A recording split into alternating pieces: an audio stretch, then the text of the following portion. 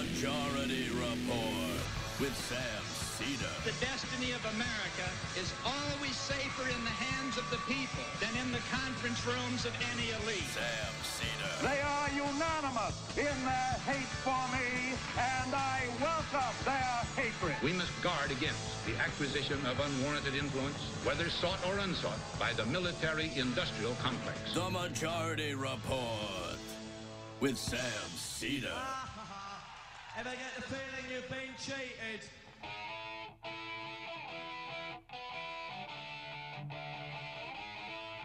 It is Wednesday, November 15th, 2017. My name is Sam Seder. This is the 5-time award-winning Majority Report. We are broadcasting live steps from the industrially ravaged Gowanus Canal in the heartland of America, downtown Brooklyn, USA. On the program today, Maryn McKenna, author of Big Chicken, the incredible story of how antibiotics created modern agriculture and changed the way the world eats.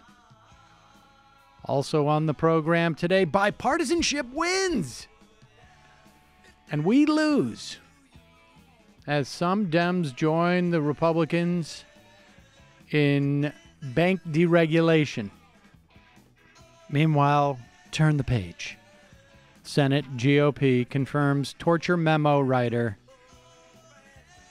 to general counsel position of the Department of Transportation. Yes, folks, even if you engage in crimes against humanity, there will always be an opportunity for you to rise in your career. And did Gary Cohn just learn yesterday that he's totally full of crap? Meanwhile, rats abandoning the SS Roy Moore. Disrupt J20 trial begins, facing felonies for protesting. Meanwhile, a military coup in Zimbabwe. Military says no spousal transition here, please. 4 people killed in a Northern California shooting spree because it's a weekday. And the Senate tax plan as a stealth ACA repeal and Medicare cuts. Lastly, Dem intros human rights bill for Palestinian children in the House of Representatives. Don't hold your breath, but it's nice to know that at least someone is raising the issue. All this and more on today's program. And yes, ladies and gentlemen. Oh, I should say, welcome back to Jamie. Big news. Big news. Jamie's back. She can't speak because of her. Don't push the mute button. Can you hear me? All right. I'm back, benches. There you go. Did you say benches or bitches? Is that a thing? She's not going to be able to actually cuss at you for a while, effectively, until her... My mouth's a little funky still. I don't know what I'm saying. Also, we do have... we were able, and many people heard about and we're going to play this later, but I just want to let people know this is coming. We have, of course, the Alabama robocall, wherein a reporter from the Washington Post, supposed one, is seeking basically paying people to say bad things about Roy Moore. It's a robocall that's been sent out.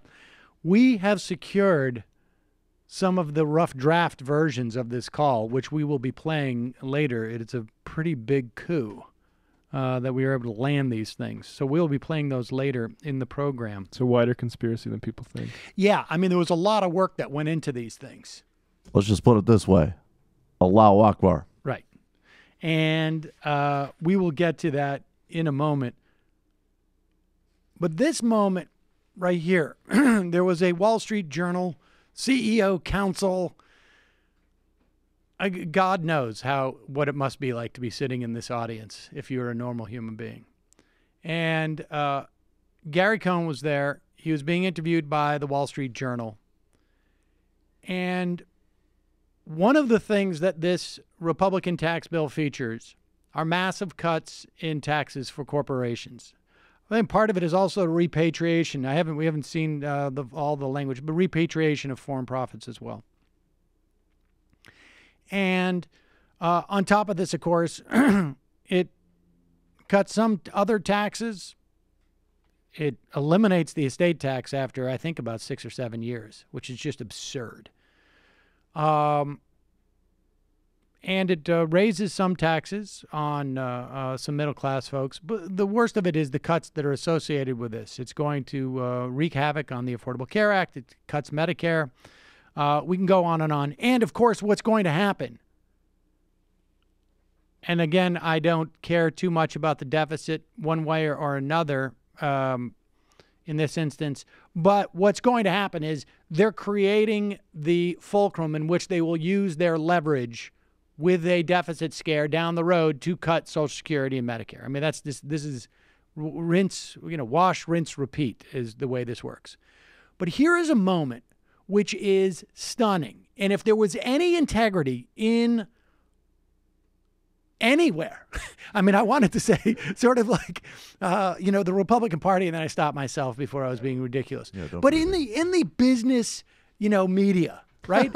Well, honestly, like there's got to be some small nook and cranny there, which would be, I mean, the idea that there aren't people who have been earnestly promoting this and their jaws aren't dropping at both like Gary Cohn's reaction here and what's going on is so telling. It's a quick clip, so I'm going to set it up properly for you. They're talking about the massive corporate tax cuts that are coming. And this is the Wall Street Journal CEO Council. One of the reporter there asks, I guess maybe it's the editor-in-chief, I'm not sure which guy it is that asked this, of the CEOs sitting in the audience. He wants to take, they're doing one of these things where it's like, the rhetorical version of like, who's here from Jersey, and everybody raising their. They're trying to show just how much this corporate tax cut is going to help workers. Because that's the argument they've been trying to make. Now, of course, they had to take down off their own Treasury Department website a document that was produced during the Bush years, which shows that it's not really going to help workers very much at all. So they had to take that down before they got into this tax fight.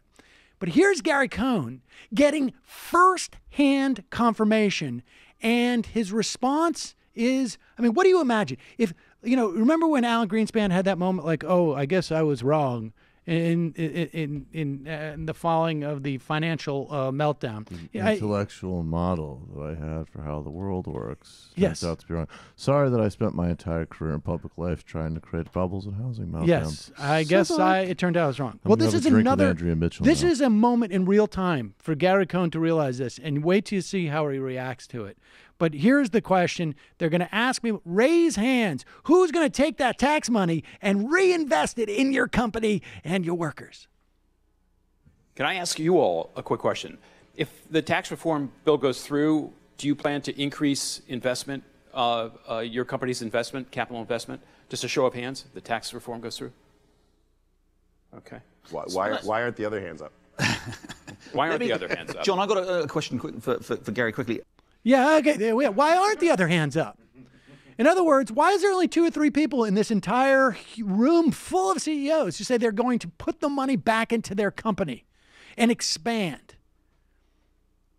And Gary Cohn's response is like, wait, why are all my assumptions completely wrong? We should have coordinated this before. You're supposed to pretend. Well, no. I think this is actually a genuine moment of like, wait, what? And he laughs it off, and they ask him another question. They all just pretend like, this is a moment where they are so convinced of their own assumptions that they're going to see all these hands up, and all they can say is like, are people shy? Oh, it must be people are shy. And the reason why they're not going to invest in their company, in fact, what they're going to do is they're going to buy back shares of their own stocks, or they're going to pay out dividends to their shareholders, is because every person sitting in that room who is in the C-suite of their corporation, their compensation is tied to the stock price of their company. And if that stock price goes up, they're going to get more money. That is not a function of investing in the company for the next 5 years. It's not a function of hiring more workers. You don't do that unless there's demand. And getting more money back on your taxes doesn't impact demand whatsoever. In fact, it's actually the opposite. It's a little bit of circuitous route to make it to the opposite. But because that money is not going to be spent by the government, because that money is not going to your workers, you're going to see less demand than you would have otherwise. Because the only way you're going to get demand is to pay your workers more. But these guys are sitting there going like, what? You got to be joking. No, you're giving us money and you're asking us, oh, am I going to give it to the company or am I going to put it in my pocket? That's a joke, right, Gary Cohn? Right? That's a joke. Now, maybe he doesn't understand this because he came from the world of finance and he only gets the benefit.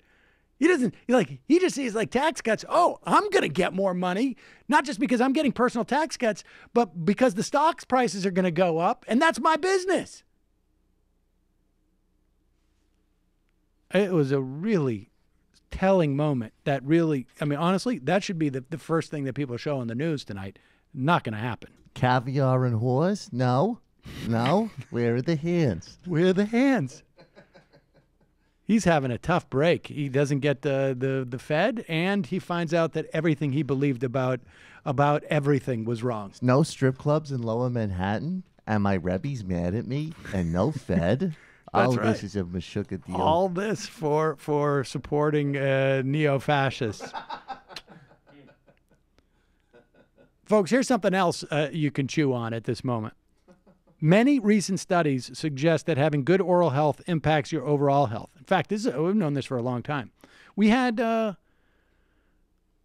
think it was, several months ago, we had about dental insurance and the implications of good dental hygiene. I've told you guys that, I don't know, it was about 2 or 3 years ago, I had an epiphany, and I was like, I don't want to spend major money in the coming years on my teeth. So I started to brush with an electric toothbrush, and I've been bouncing around at different ones, and I have found the one that I love. Most of us don't brush our teeth properly. I've talked to you about that. But you can start brushing better today. Quip. It's a new company. It's refreshing the way people brush their teeth. Starting at just $25, Quip is an electric toothbrush that packs premium vibration and timer features into an ultra-slim design. That's half the cost of bulkier brushes. In the past, whenever I have not used an electric toothbrush, it's because it is a pain in the ass to keep on your sink. It is a pain in the ass to travel with, impossible to travel with. And the most important thing about brushing your teeth is doing it correctly and doing it. The design of this brush is amazing. It's basically the size of a regular brush. But it has vibrations that you can feel the difference. And this is, look, they'll tell you, use this toothpaste and whatnot, and I'm going off script here. I don't know, because these guys provide toothpaste. It's nice. Freshens your breath. That's great. Yeah, that's the big lie. It's not the toothpaste. It's the brush, and it's the brushing action. You're scrubbing your teeth. I hope I don't get in trouble for saying that. These guys are selling toothbrushes, so they don't care about that. You can even subscribe to receive new brush heads on a dentist-recommended 3-month plan for just $5, including free shipping. You have to see it and brush with it for yourself. It's backed by leading dentists. It was named one of Time Magazine's best inventions of 2016. They won a GQ Grooming Award and made it to Oprah's 2017 O list. One of your aspirations. I got news for you, folks. That's all well and good, but it made the S list, too. The Sam list. Right now, you can go to getquip.com/majority. That's getquip, QUIP.com/majority to get your first refill pack free with a Quip electric toothbrush. That's your first refill pack free at getquip.com/majority. Get GETQUIP.com/majority. Seriously, folks, do yourself a favor. Save your teeth. We're going to take a quick break. When we come back, we'll be talking to Maryn McKenna.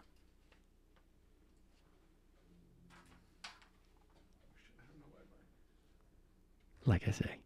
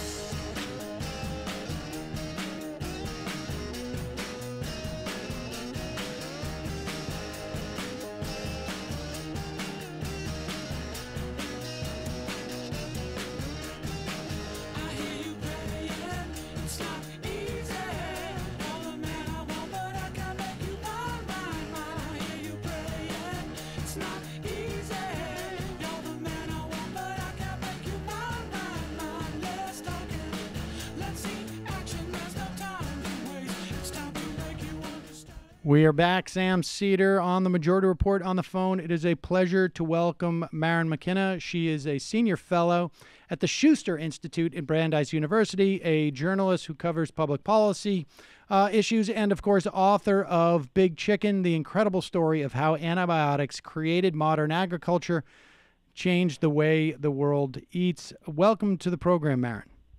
Thank you for having me. So, give us a sense of what chicken was like in the pre-antibiotic days. I mean, it wasn't even really a staple of at least Americans' diets. That's true. I mean, of course, none of us were around, but I think our grandparents or great-grandparents would have testified that they had chickens out the back door or on the small family farm all the time. But those chickens were there mostly to produce eggs, and were mostly eaten after they were done with their egg production. So they were older and they were scrawnier, and they were something that you ate only once in a while. But then chicken got transformed. The chickens that we eat today look nothing like and taste nothing like those chickens of our grandparents' time, and they were transformed by intensive breeding and by precision nutrition and by our desire to eat protein a lot more often, and I think more than anything because of routine use of antibiotics. All right. Well, before we get to the antibiotics, like what was it that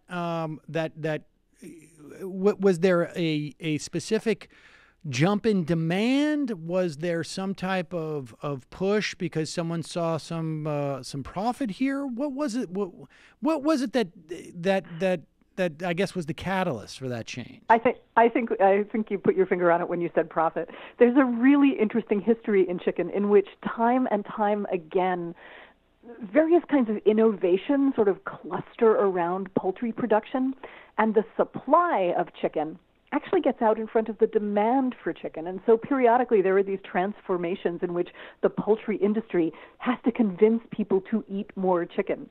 And they did it in a number of ways, but the main way they did it, aside from antibiotic use, was by transforming the way chickens look, so that those chickens of our grandparents' time would have been sort of upright, and they would have exercised, they would have run around the barnyard and flapped up into trees, and they would have been kind of slender, and they would have had colored feathers. And now the chickens we eat today are rotund and placid and white-feathered, and they have very big breasts, and they're very sort of tippy when they stand up, and they're just nothing like chickens as chickens evolved to be. And what was the primary source of protein in American diets when chicken it sort of came onto the scene as a primary source of protein? So people really used to eat much more beef. And you can pinpoint when chicken starts to become, as it is now, the meat that we eat more than any other, with a lot of precision. It dates back to 1977, to the first government guidelines on what Americans should eat, what we now call the dietary guidelines for Americans. In 1977, the government says Americans should eat less saturated fat, and that is almost universally interpreted as we should eat less red meat and we should eat more white meat, essentially. And from that year, you can see the demand curve take off. That's the first year in which people eat more chicken than they do beef, and it goes up and up and up every year as beef goes down and down. That's fascinating. Is that and obviously we're going to go back in time to where antibiotics comes into this, but it was in the early 70s. I think it was like around 72. It was under the Nixon administration where we changed our policy about corn, and we started subsidizing corn significantly, which drove I know like beef production. Did it also impact chicken production? So chickens are, those chickens of the barnyard, the chickens of our grandparents and great-grandparents' time, they would have been feeding themselves for the most part, running around outside, scratching up bugs and insects and so forth. And then we brought them inside and we started feeding them grains. And corn is one of the chief components of chicken feed. So the more you make corn affordable and easily accessible, and the more you expand the production of corn, the more you can expand inexpensively the production of the proteins that are fed on corn. All right, so let's go back to the introduction of antibiotics and into chicken, and then I guess ultimately into livestock from there. I mean, where was it first introduced? It's a really fascinating story, and I feel like it was kind of lost to history. It certainly wasn't something I knew all the details of. And to understand how this happened, how we got to the point where antibiotics are routinely added to the diets of livestock all over the world, not just chickens, but pigs and cattle as well, you have to go back to the end of World War II, where two things happen at once. The first is that antibiotics come on the scene for use in human medicine. Penicillin only arrives on the battlefields of World War II in about 1943, and then there are other antibiotics that follow along soon after that. And the second is that at the end of the war, the entire system of food production feels really fragile and uncertain because of the war's damage and because of the necessity to cut costs after the guaranteed market of all those soldiers and sailors needing to be fed goes away. And so the antibiotic manufacturers start looking for other uses for their new drugs at the same time that the food production system starts looking for cheap supplements to make the cheap feed they're starting to use more nutritious. And into that collision of those two trends walks one scientist, a man named Thomas Jukes, who decides to try one of the new antibiotics as a feed supplement for chickens. And the chickens get fat faster than they would have otherwise. And from that one experiment at the end of 1948 emerges an industry that within 5 years of his first trial, American farmers are giving their livestock, starting with chicken, 500,000 pounds of antibiotics a year. And now in the United States, in the most recent federal data, it's 34 million pounds. Wow. Now, I mean, the thing that, and you write, that I think people don't understand is, I mean, I think we all perceive antibiotics as being something that is produced for people, and that animals get it as an ancillary to the production of antibiotics for people, but it's sort of flipped, isn't it? That's exactly right. And that was the thing that really made me want to investigate this use of antibiotics in animals, is that I came at this as someone writing about public health, aware of antibiotic resistance as a profound health threat to people, and hearing public health authorities like the director of the CDC saying we have to conserve antibiotics, we have to protect their action, use them very carefully. And then I turned around, and in agriculture, vast amounts, tons and tons of antibiotics were being given to animals that were not sick, were being given for reasons other than to cure infections. And that was so counter to what I was hearing from the medical side that I had to figure out what was going on.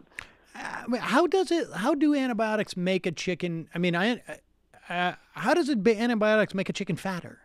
How does it work? Right. So there's two ways that we use antibiotics in animals, and 3 ways really, and some of them are easier to understand than others. So first, in a few animals, we use them actually to cure infections, and that's just the way we use them in humans.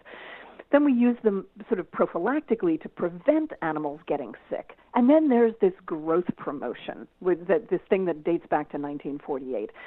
Those antibiotics are given in feed and water, and they go into the animal's guts. They affect the mix of bacteria that live in the guts of animals and in every living thing, including us, in such a way that they change how the animals take nutrients out of their diet. And they speed up their metabolism, speed up the ways in which they put on the tasty muscle that we want to eat.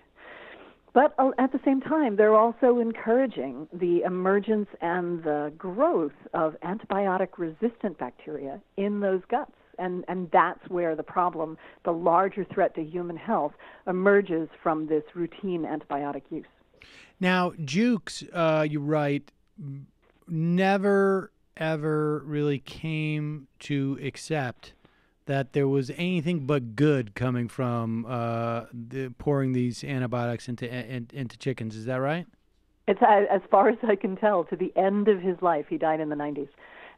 He ferociously defended this as a way to feed the world inexpensively. And Jukes is a really interesting guy because throughout the 50s, 60s, 70s, 80s, he was what we'd think of as a very modern science communicator. He didn't just do science that was published in scientific journals. He wrote op-eds all over the place, including in the New York Times, and relentlessly defended this use of antibiotics as the thing that was going to feed the world. What was his relationship with antibiotic manufacturers? Just out of curiosity. Well, he worked for one. The reason why he was able to do that first experiment in 1948 was that he was on the staff of one of the first companies making antibiotics, which was a company that at the time was called Letterly Laboratories. It was just outside New York City, and it belonged to a larger company that had emerged from after World War II called American Cyanamid. So he took his own company's drug, the leftovers from making his company's drug, which was called chlortetracycline or aureomycin, and that's what he fed to the chickens in that experiment. And it's really fascinating in some of the paperwork that goes back to the 40s.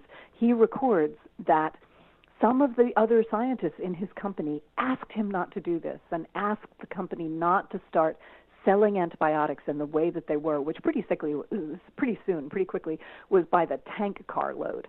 And he and his boss went ahead because they said competition was right on our heels. Why did those? I mean, this is actually I was getting to this, and I think I might be a little bit jaded for the amount of time that I spend with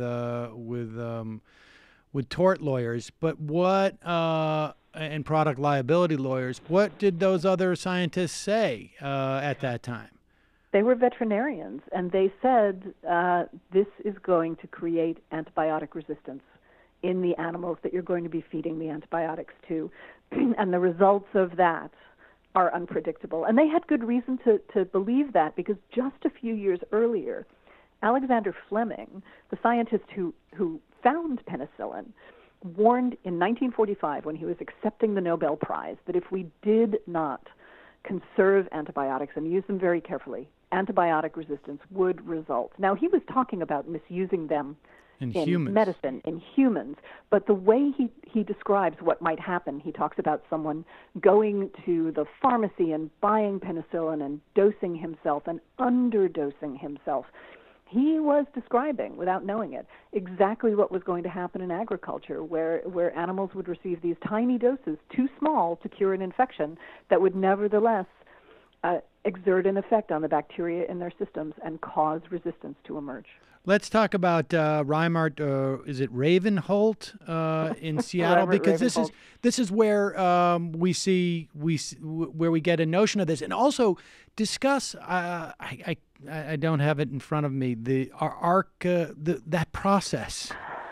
Acronizing. So yes. So this is once a process starts to become profitable, you sort of know how it's going to go, right? So the company that started this whole business of growth promotion, Letterly Laboratories, for which Thomas Jukes worked, which made the drug chlortetracycline or aureomycin, they apparently got the idea that if they were selling their drug all over the country for use in living animals, and they got the idea, what if we were able to sell one more dose?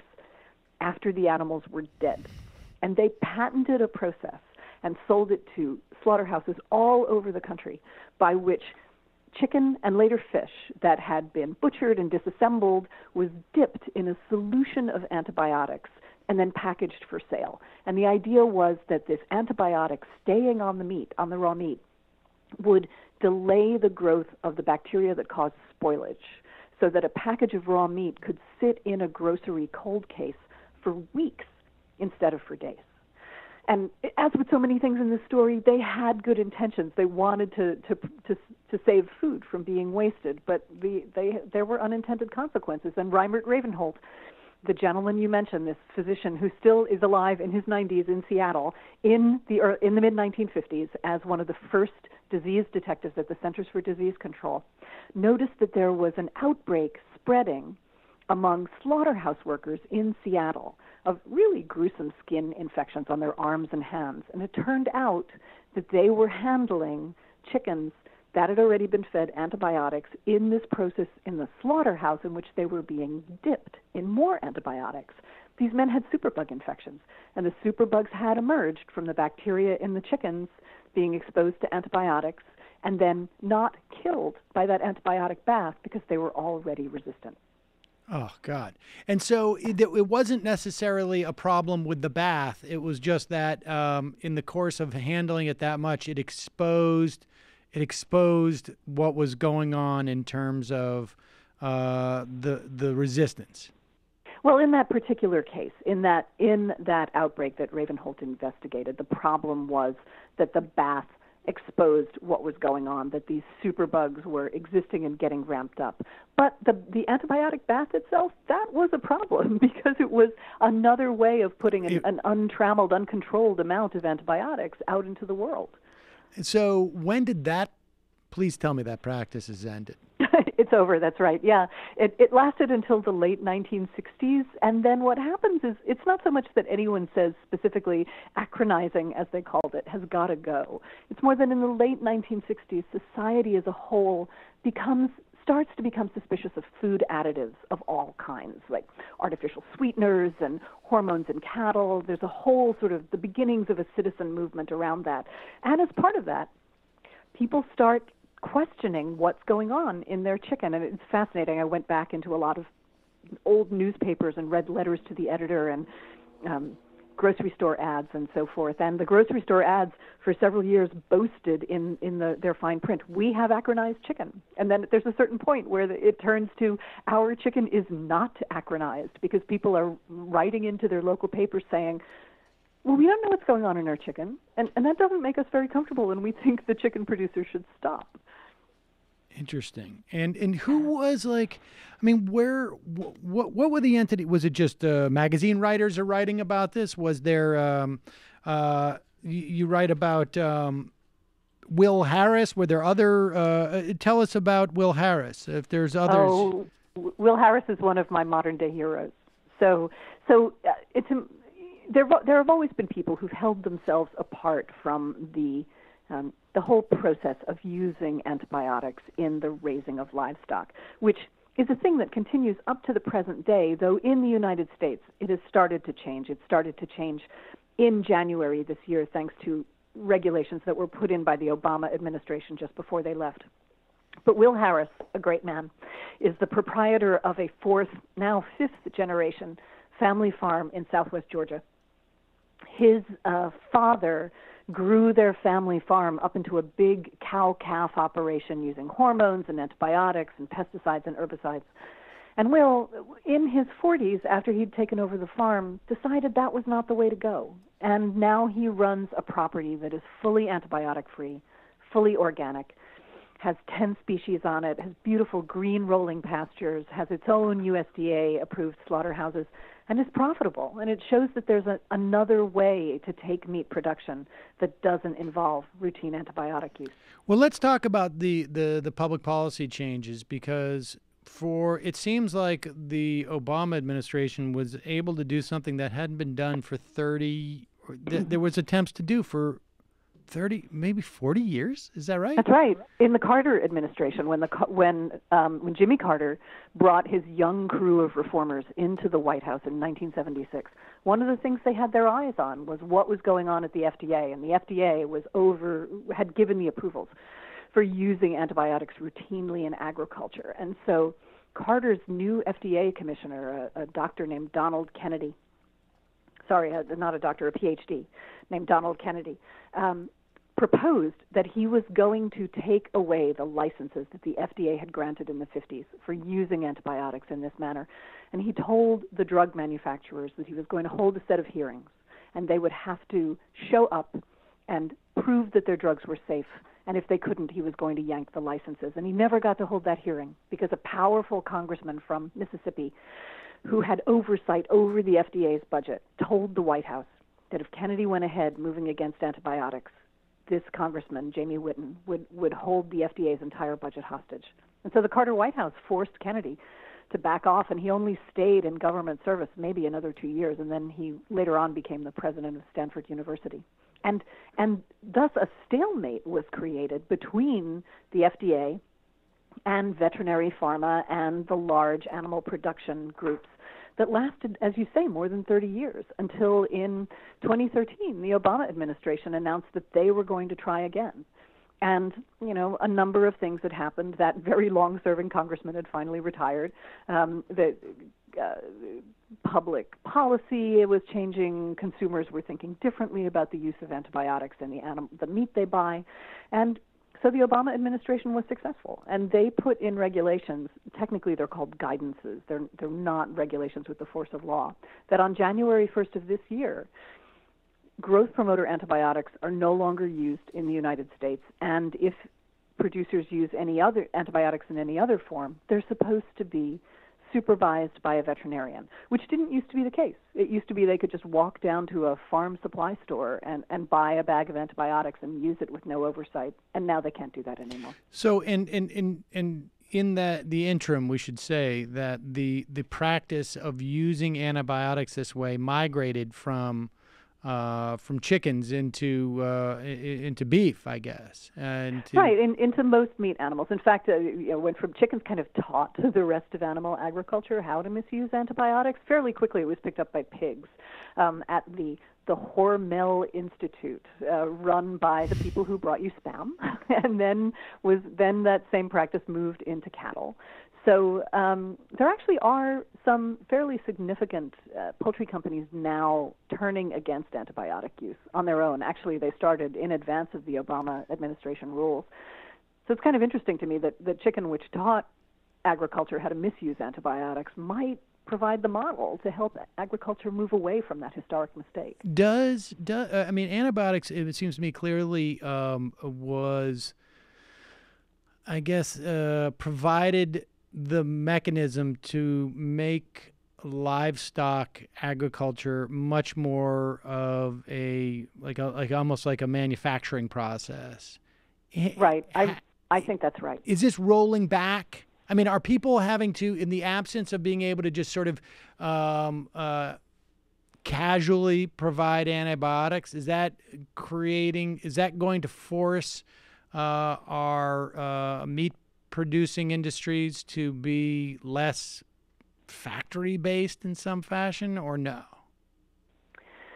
Well, it depends on what you mean by factory-based. I think you're right that in my view, once we started using antibiotics routinely in livestock, that was the foundation for everything that we think of as big industrial-scale farming now, moving animals through very fast, putting them in very large concentrations, cutting costs as much as possible and sort of pushing the externalities of those costs of pollution, of resistant bacteria, and so forth, out from the central business model of meat production.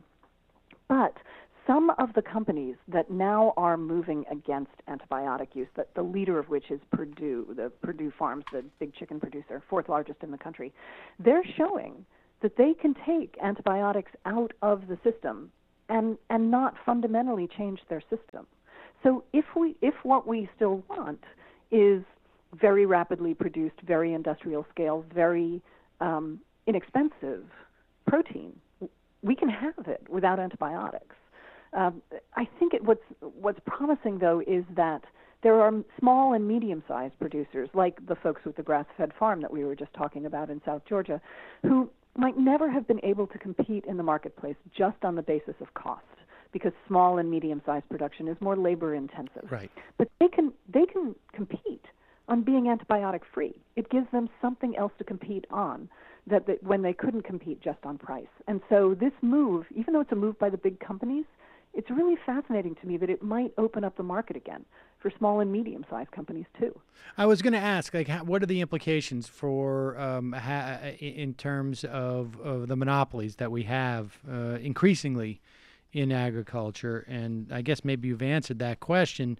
That this just opens up it sounds a little bit boutique-y to me in that regard. Well, some of these companies are, some are small, beautiful rolling green hill grass-fed farms. But there are also medium-sized companies that are producing mostly chicken, some other poultry, and increasingly some other forms of protein as well, in ways that look like the bigger companies. They have lots of birds at a time. They're in solid-walled barns. They don't have big green rolling hills, but they before did not have the scale to compete with the very large companies. And I think if you bring going antibiotic free and increasing animal welfare back in as a thing as a value you can sell on, right, then it changes the shape of it, changes the points of entry into the market. That's important because let's be realistic about this. Really large scale protein production, growing at scale, chickens and hogs and cattle, that's never going to go away. It's especially not going to go away now that the economies of the third world are developing, are growing, and their citizens are wanting to eat more meat. That's a very reliable signal of an economy growing. So India and China and places like that are going to turn to the very intensive meat agriculture that we developed in the United States. And our best hope for keeping that from creating an even worse international epidemic of antibiotic resistance is to be able to show that you can do that kind of intensive meat production, but not have to make antibiotics part of the mix. And we should just note that there's a whole host of other reasons why we would want to minimize meat production, particularly in terms of anywhere from a sense of humanity and to what it does to the environment. But this is in this sort of, I guess, narrow policy sphere, which is not so narrow. We need antibiotics to be effective. That's right.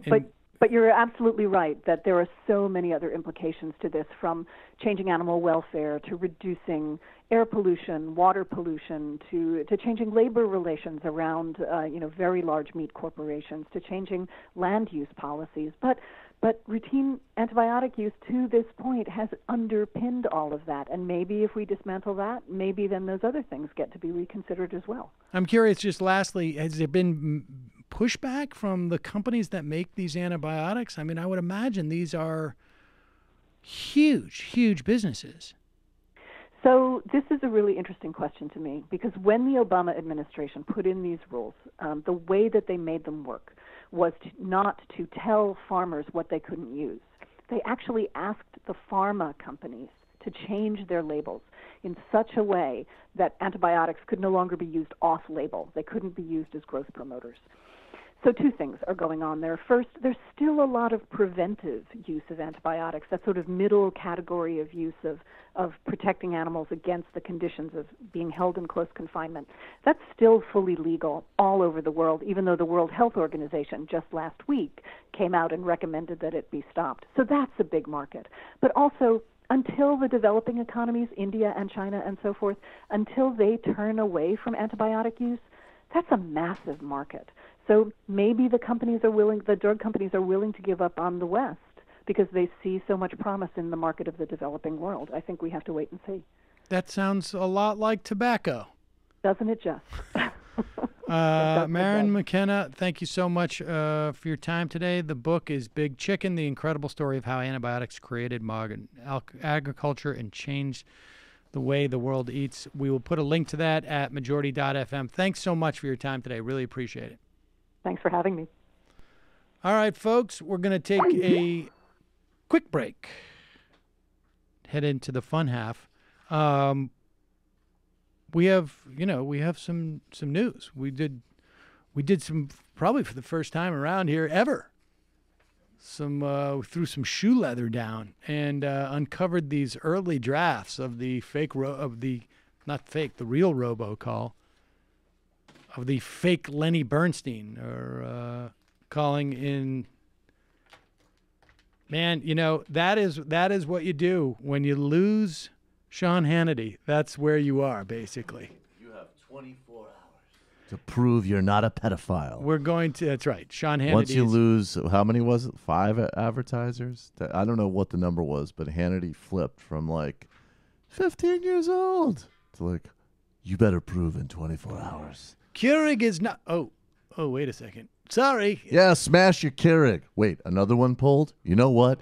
You better prove that you were banned from that mall for legitimate reasons. I think it was when Volvo pulled out and they realized nobody's going to be smashing their Volvos. I saw that and I was like, yes, I would love to see that boycott of Volvos, and we'll just swoop right in, pick up some cheap used Volvos. And then we sell them. I mean, I had a whole plan.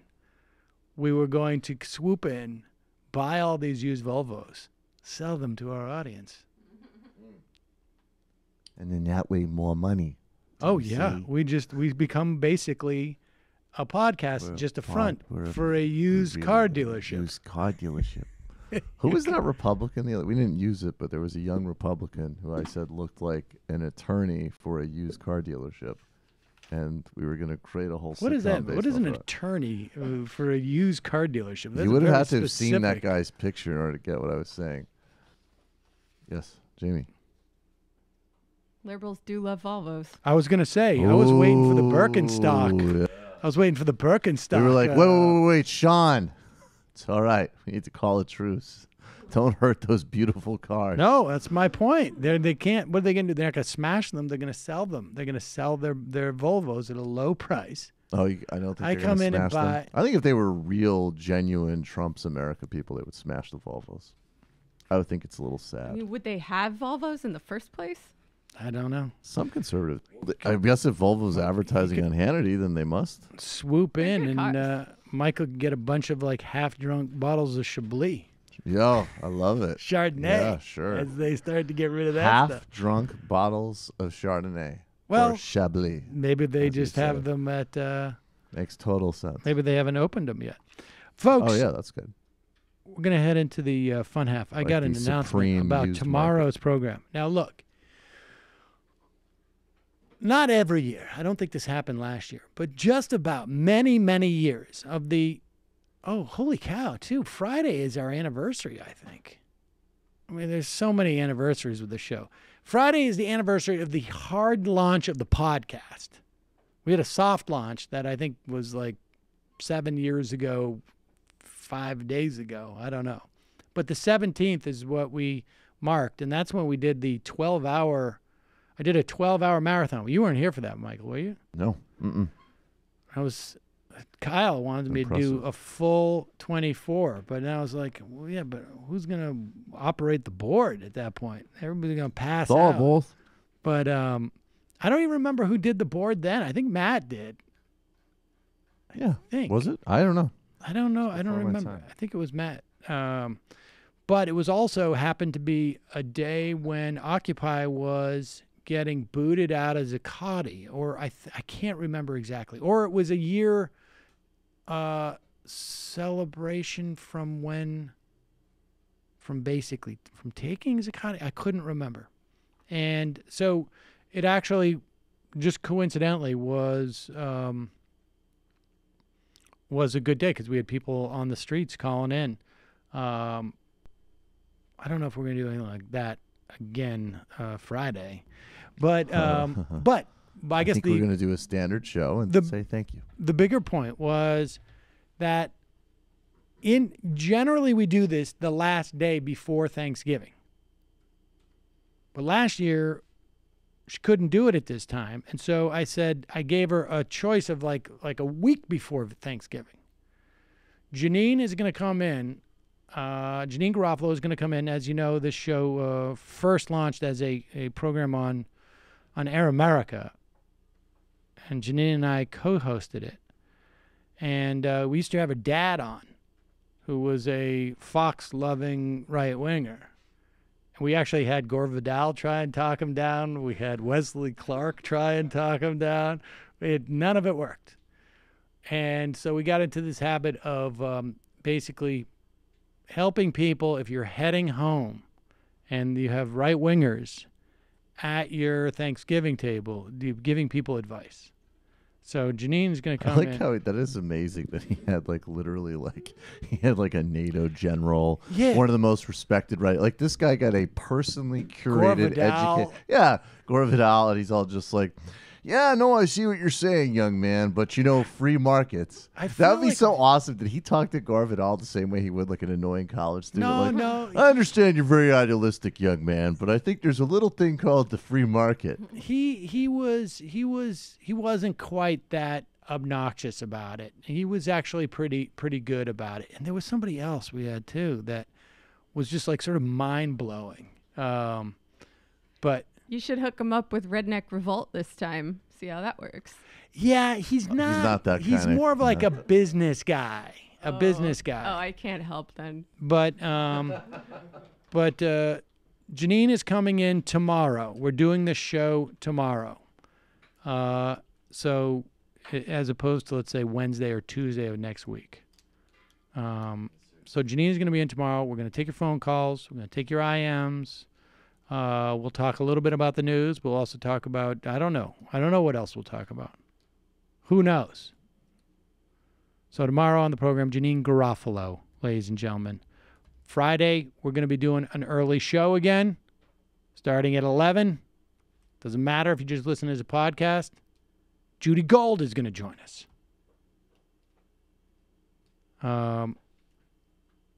We're going to... The survey, I think, is going to be open for certainly no longer than next week, the middle of the next week before Thanksgiving. So if you have yet to take the survey, head to majoritysurvey.com, majoritysurvey.com. If you are a member, click on I'm a member. That is if you have a subscription to the member show. If you are a freebieer, we need your feedback. If you are a YouTuber, we need your feedback.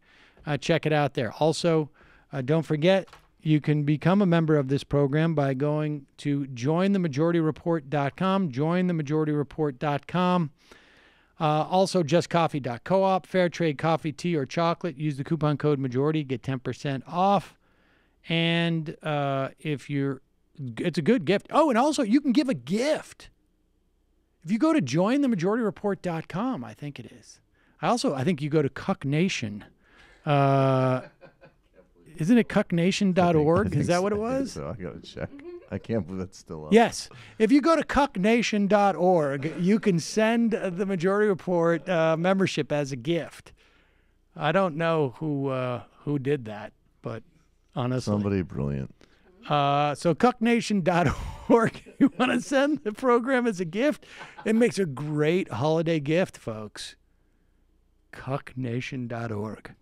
Also, check out TMBS from last night. Sarah Jones was on. Ben Mankiewicz. Ben Mankiewicz. And then for post-game, Bashkar Sunkar from Jacobin joined Sarah and I. And we're going to work on we already improved your camera shot here, but Sarah Jones, you could not even, she just looked like a microphone. Yeah. Well, I think it improved a bit, but she was slouching a bit. She was slouching. But it was also the microphone. It was the massive microphone crane. Yeah. We're going to have to do something about that. It's true. All right, folks, going to take a quick break. Head into the fun app. 646-257-3920 is the number.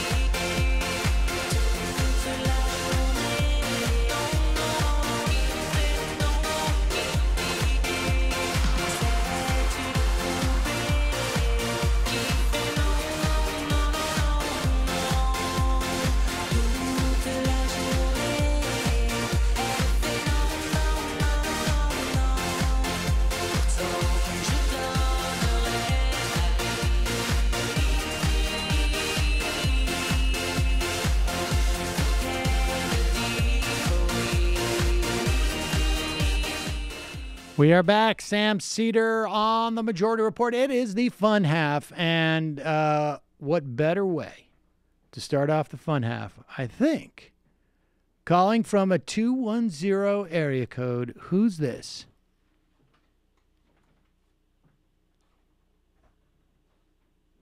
Calling from a 210 area code. Who's this? Hello? We are back. Sam Seder on the Majority Report. It is the fun half, and what better way? 210. 210. Yeah, yeah, I'm sorry, Sam. Good afternoon. It's John from San Antonio. Hello, John. I'm glad to hear from All you. right. Been too Well, long. thank you. I appreciate that. All right. Yeah, it's been 9 days or 8 days, but okay. One of the best elements of the elections that took place. I didn't hear back from you after Virginia. Okay. Well, I mean, I usually call in once a week, so just keep it on my right. program. Okay. Okay. So one of the best elements of the elections that took place 9 days ago were the centrist Democrats who supported Democratic Socialist Lee Carter and the other Our Revolution candidates. The time for unity in the party is after the primaries because Our Revolution, Justice Democrats, and brand new Congress candidates are getting strong support. And I was also excited by the calls to your show that talked about local Our Revolution victories. I realized that I started talking about the midterms 18 months before the election, and the people were saying this is way too far away. But I also thought, I'm out here on a limb, and is there actual support for these Our Revolution candidates? And the obvious answer is yes. Here in San Antonio, the first annual Bexar County Democratic straw poll was held last Saturday, and Bernie supporters won in every race that they were running in. In the 23rd Congressional District, Rick Trevino got 68% of the vote. Former U.S. Attorney Jay Hewlings is supported by the Castro brothers and raised the most amount of money, only got 11% of the vote. In the 21st Congressional District, where Republican Lamar Smith is retiring, the centrist Joseph Kopser, who raised the most money, is in last place with 13% of the vote. The three other candidates were Bernie supporters. Derek Crow won with 42%. In the gubernatorial race, Bernie supporter Tom Wakely won with 55% of the vote. So it's been just a tremendous victory, and I've really enjoyed your coverage in the last week. And so I'm just really happy about the results. And also in the public policy polling released yesterday, they did 15 races. Democrats were ahead in 13 of the races, and the only two where Republicans were winning were the Paul Ryan race and the Fred Upton race, and those weren't in my top 42 most flippable districts. A couple of races that I think you may be interested in is the New York 19th district, where John Faso is losing to a generic Democrat by 6 points, and also in the 22nd district in New York, where Democrat Anthony Brindisi is up by 6 points over incumbent Republican Claudia Tenney. So those are some races that were in the top 20. It's just a tremendous showing, both in polling and on Tuesday. And so I know I'm a little bit late to the race here, but, I just... Now, what do you make really happy about the turnout. What do you make of the issue that Democrats won by 9 points? Well, and I should say they won by 9 points in the governor's race. I don't know what the breakdown was in terms of total votes for Democrats versus total votes for Republicans in these assembly races. But that delta, one would anticipate a greater reflection in the number of seats that the Democrats picked up. Yes or no? The delta. I'm not sure. I think that the voting was pretty close. I mean, usually you have people who vote in the top tier race. More often they're people who just haven't done their research on some of the lower levels. But I think it was actually pretty comparable from what I've read. It was a little bit less than the governor's race. My point is, let's say there was 8% more Democratic votes than Republican ones. Yet, you've got a state house that is 50-50.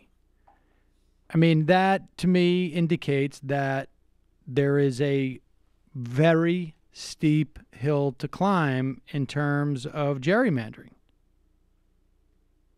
Yeah, I mean that's why this election was so important, because whoever, obviously Northam is going to be there before the 2022 elections, which will be the first election that's going to have the new it won't be gerrymandering, but they'll have the new divisions of the House and Senate, state Senate races. So I mean, but I'm saying see for how 2018, though. I mean, is that going to be a problem for 2018 when the Democrats have to win by such a wide margin to just get to even? Yeah, of course it's going to be somewhat of a problem, but it just depends on how big the wave is going to be. I mean, because I was calling, talking about waves, 6 months ago, and now, everybody on Twitter started talking about waves, and now you have, the expert, Dave Wasserman saying on Casey Hunt's show that the Democrats are going to win the House back, and he is very intense in his research, and he really is really tremendous in his that's analysis. That not Larry And Sabato guy, right? On Twitter, is that it? Not, isn't he? No, Larry Sabato is one of the big three, old school. No, but isn't Wasserman? Isn't his Twitter handle not Larry Sabato? No, I think it's at redistricting. Oh, okay. He's the one who believes that redistricting is a little bit overblown. That the whole gerrymander is a little bit overblown, and he thinks that people are moving because of you have all natural the sorting. achievers move. Yeah, that's exactly right. And so, I mean, I think he overstates that case. But gerrymandering will be hard, But I mean, just looking at these polls from yesterday, I was just kind of in shock, because these aren't the first tier races. The first tier races were put out in the polls, I believe, on the 12th of October, and so these are some of the more second tier races, they're going from the most livable districts, going from, let's say, 10 to, some of them were like the Peter Roscom's district, Illinois' 6th district. I had that race at the 31st most flippable district. The Democratic, generic Democrat, is up by 10 points. Carlos Cobello, which I had around 14, he's down by 14 points. I mean, it is just astounding, the numbers that are happening. And again, this is, like I said many times, this is all because of Trump, and it's because of Trump and also the Republican agenda that has been put up front and center and has been rejected by the American people and all the activists that have come to go against the Trump agenda, go against the Republican agenda. And, I think it's going to be a great race. I mean, I think they're going to win the House back. We're going to hold Trump accountable, and we're going to see a great movement from our revolution candidates. I know Justice Democrats just put in 4 new candidates yesterday, and, I think a couple of them are going to win in the New Mexico 1st District. Their current Democratic Congresswoman is running for governor. That's going to be a win, and for Justice Democrats, and they'll probably get an Our Revolution endorsement also. I just interviewed Randy Bryce for Ring of Fire. What are his chances, do you think? He's running against Paul Ryan. Well, he was down by 7 in that poll, which is, I mean, Ryan obviously is one of the highest figured people, and I think he won by 20 or even more, and so, I mean, to take it down to 7, is pretty good. It's better than I thought he would do. I mean, also has to remember, in the 5 special elections, right now we had Utah is pretty consistent with the other races, which was right now it's at 17.9% difference in individual races from the 2016 election to the special election, which is just tremendous. And in the Hillary Clinton ratio it's down to 8 points from 12 points, but that's still, I mean, there are 23 races that Clinton won.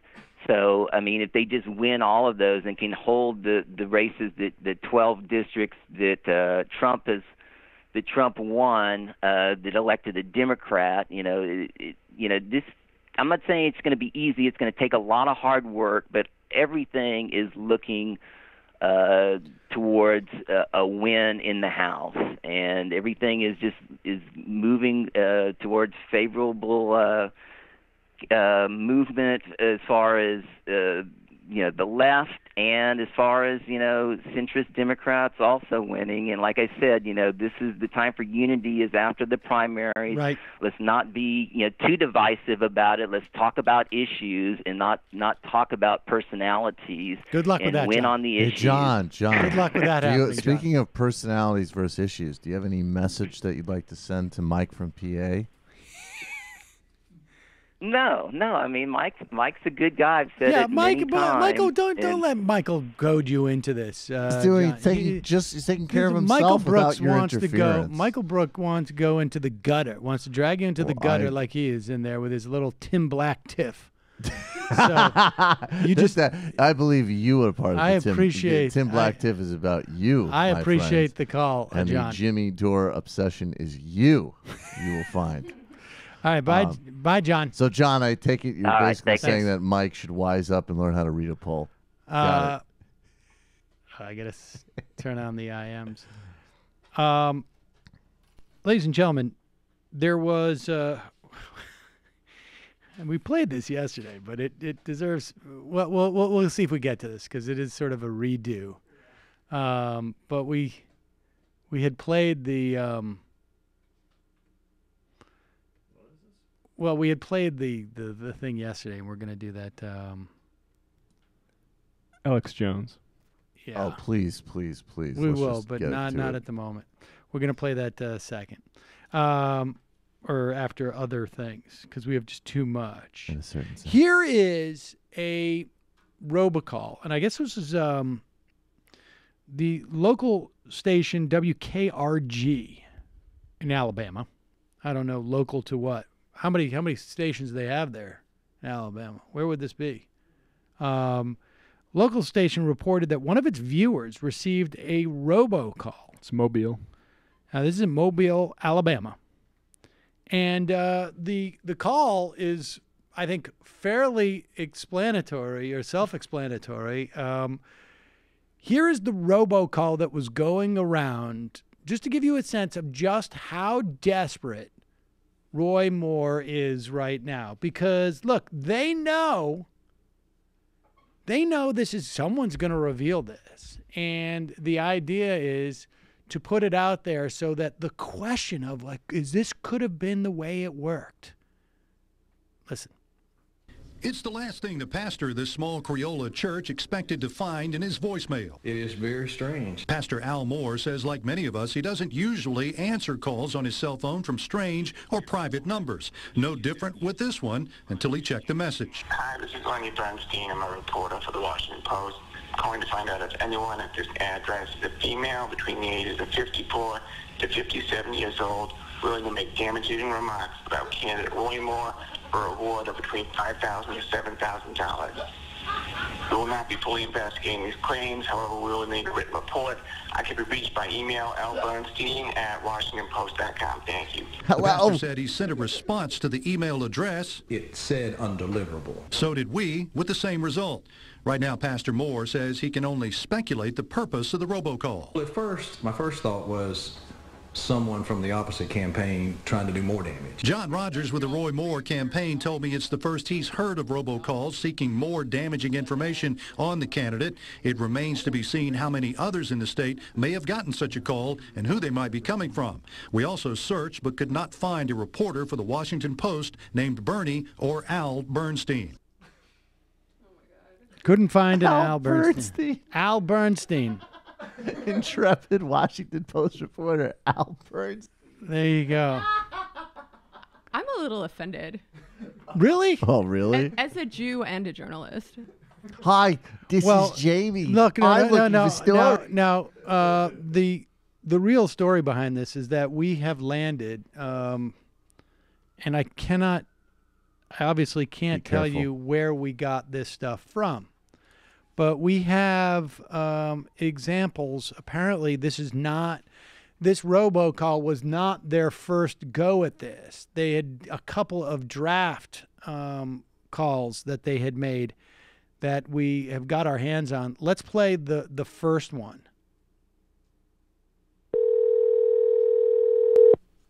Hi, I am a Yankee and a Jew who controls the media. And I am willing to pay you 30 whole pieces of silver to vote against Roy Moore. Incidentally, Steve Bannon and the Mercers had nothing to do with this call. Have a nice day. That was the first one. There's more. There's more. That's even worse. Yeah, I mean, this is... It's disturbing stuff. It is suspicious to me that they would put that part about the Mercers and the Bannons in there, that type of thing. Protest too much. Yeah, it's one of those jobs. Here's another rough draft that we found. Hello, my name is Rabbi Bernstein, and I am calling to ask you some questions that I can write up in the media that I can control. Do you have any bad things to tell us about Roy Moore? Like maybe he's done bad things? I don't know. You tell me. I'll give you so much money. I'll actually give you a pound of flesh. Okay, bye-bye. It's weird, too, on that one, because there's no way to respond.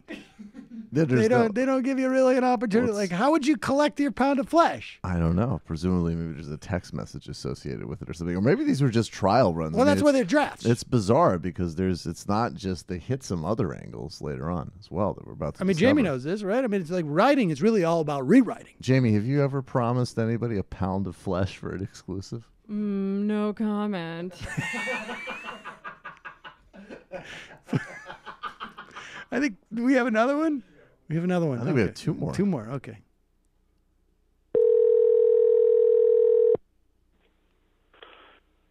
Hello, I am a Muslim black guy from the Muslim Brotherhood of Islam. And if you know of anything that Roy Moore has done to other white devils, we would like your information because we have the ability to put it in all sorts of different media, probably also NBC News, because they love us.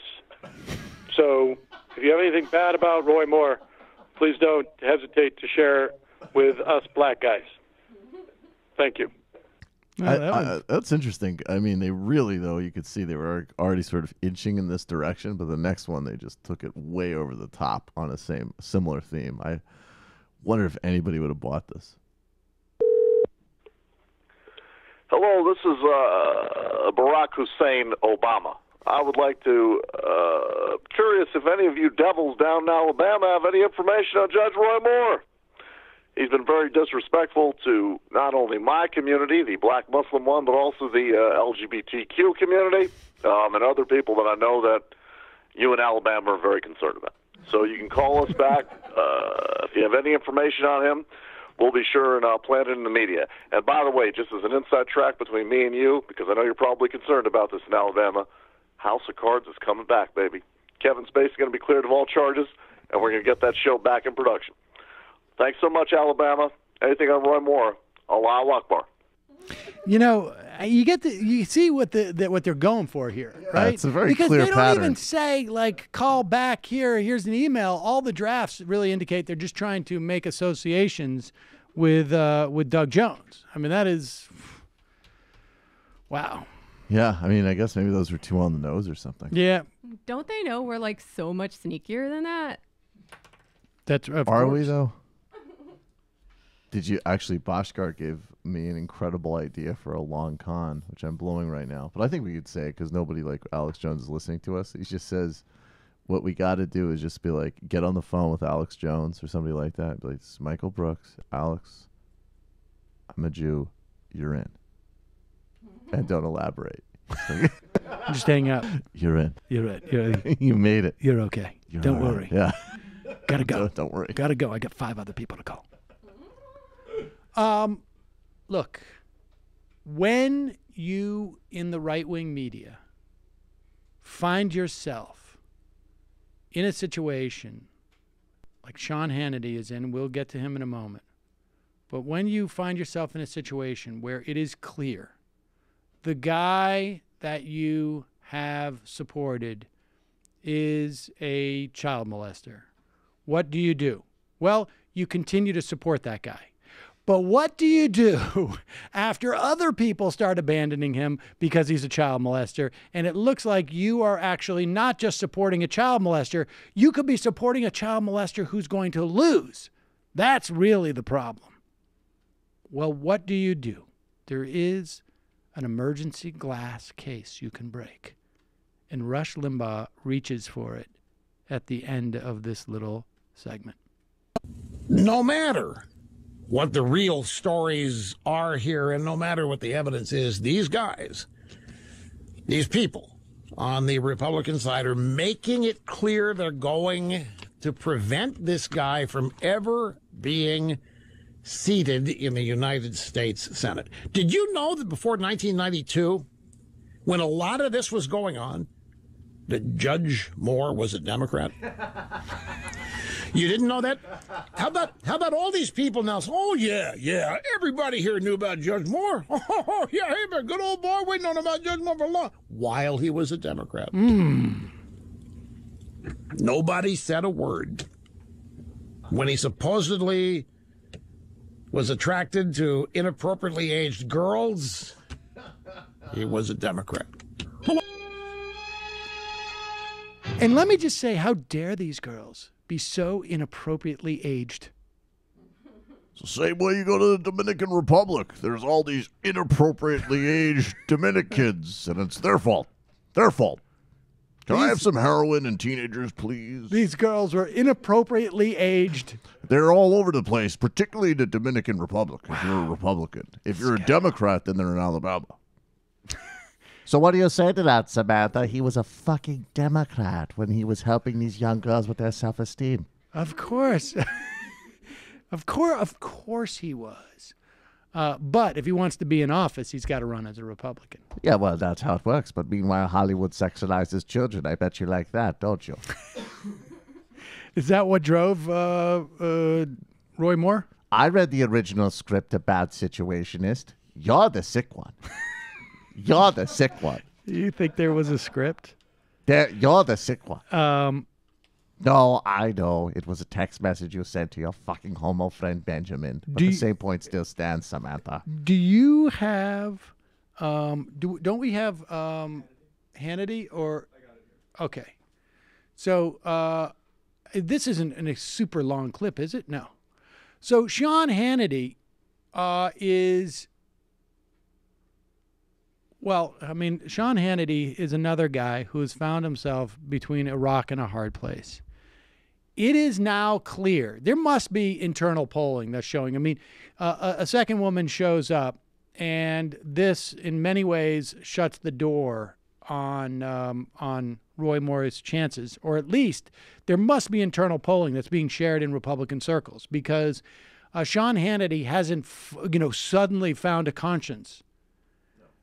Sean Hannity has suddenly found a poll that shows that he is backing a guy who's going to lose and doesn't want to be seen going down in a losing cause. So what do you do if you're Sean Hannity? Well, and you've interviewed Roy Moore and literally gave him a licking. Not figuratively, but literally gave him a licking. Like, was so, coddled this guy so much that honestly you could find puppies that would jump on you and lick your face and be more aggressive than Sean Hannity was in questioning Roy Moore. Well, what do? You hope that your audience is a group of Fox News viewers so that you can actually play the exchange and pretend like you were super, super aggressive. And then you lay down the law. Between this interview that I did and the inconsistent answers, between him saying, I never knew this girl, and then that yearbook comes out. Pause it for 1 second. I want to just correct the record here in the first 4 seconds of what Sean Hannity said. It wasn't Roy Moore said, I never knew the girl, and then the yearbook came out. The woman had the yearbook when she made the accusation and showed it to the news. So this is not new information to Sean Hannity after his interview with Roy Moore. It was there the moment the accusation was there. Right? And then that yearbook comes out. For me, the judge has 24 hours. You must immediately and fully come up with a satisfactory explanation for your inconsistencies that I just showed. You must remove any doubt. We need to his interview.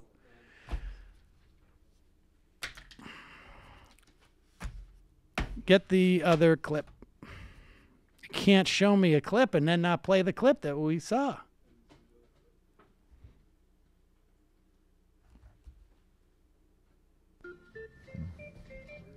Samantha's upset.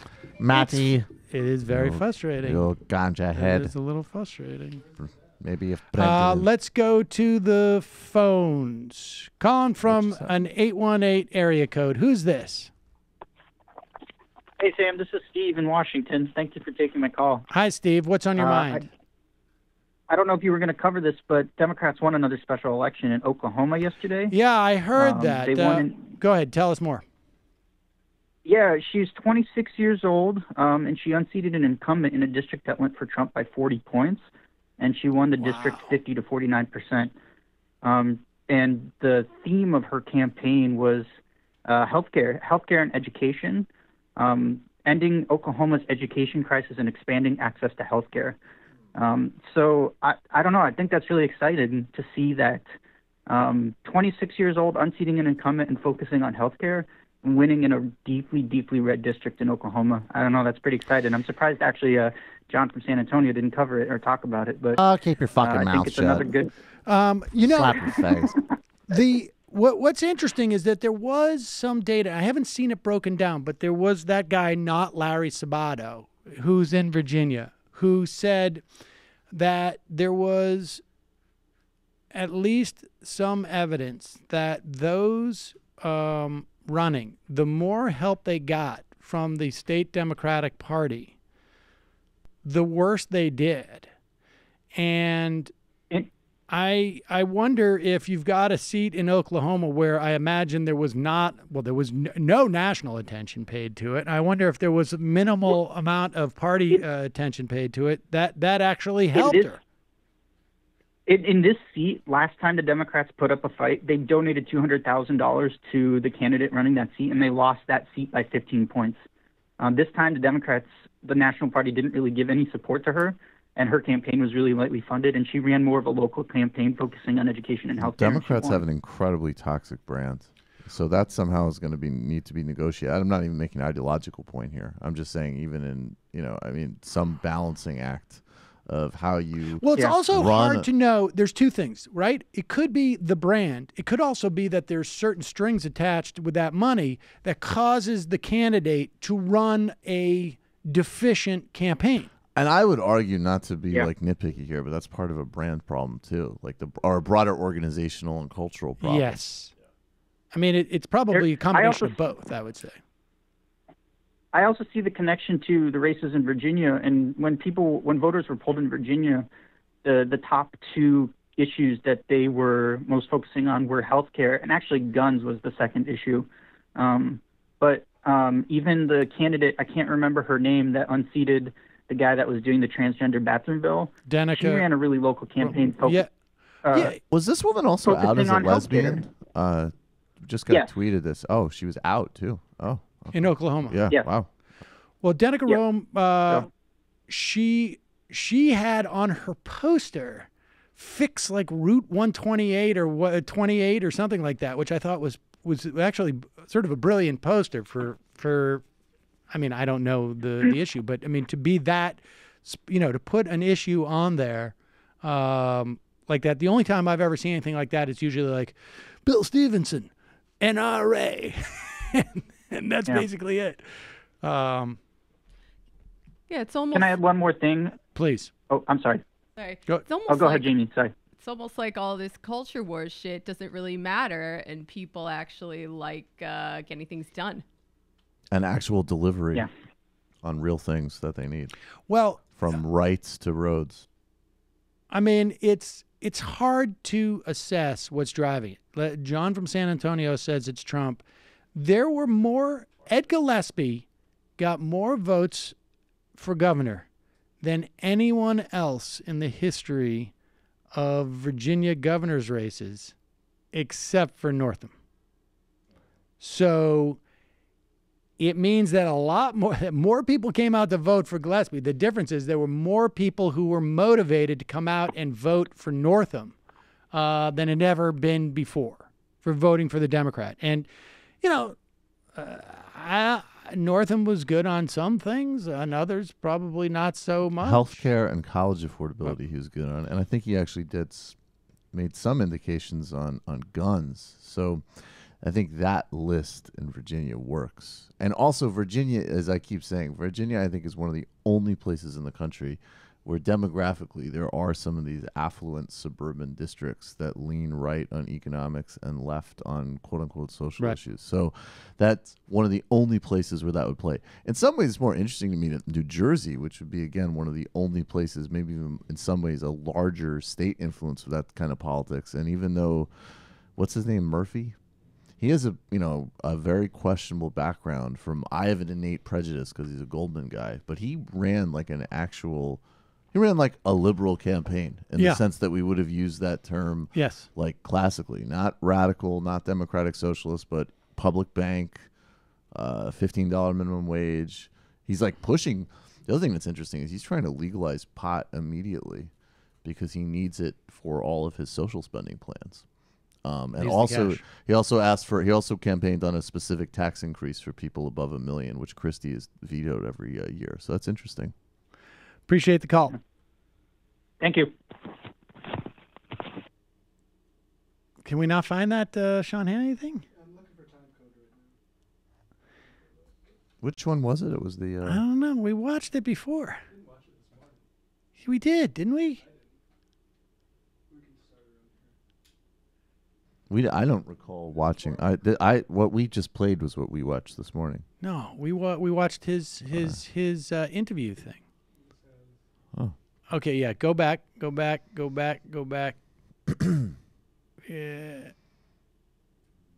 Okay, right there. They are guilt. The men are guilt. It's evil trauma. I can understand people having a difficult time talking about it, even years later. So this past Friday, I had Judge Roy Moore on my radio program, and I methodically, step by step, went through point by point every allegation against him and let him respond. Pause it.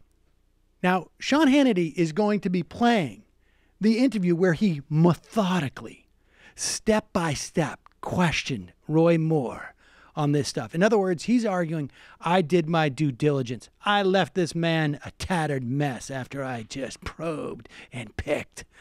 And here it is. He's explaining to his Fox viewers. Interview. The Washington Post alleges that back in 1979, when she was 14 years old, that she had sexual encounters with the then 32-year-old Roy Moore. What do you make of these allegations? Well, Sean, first let me say this.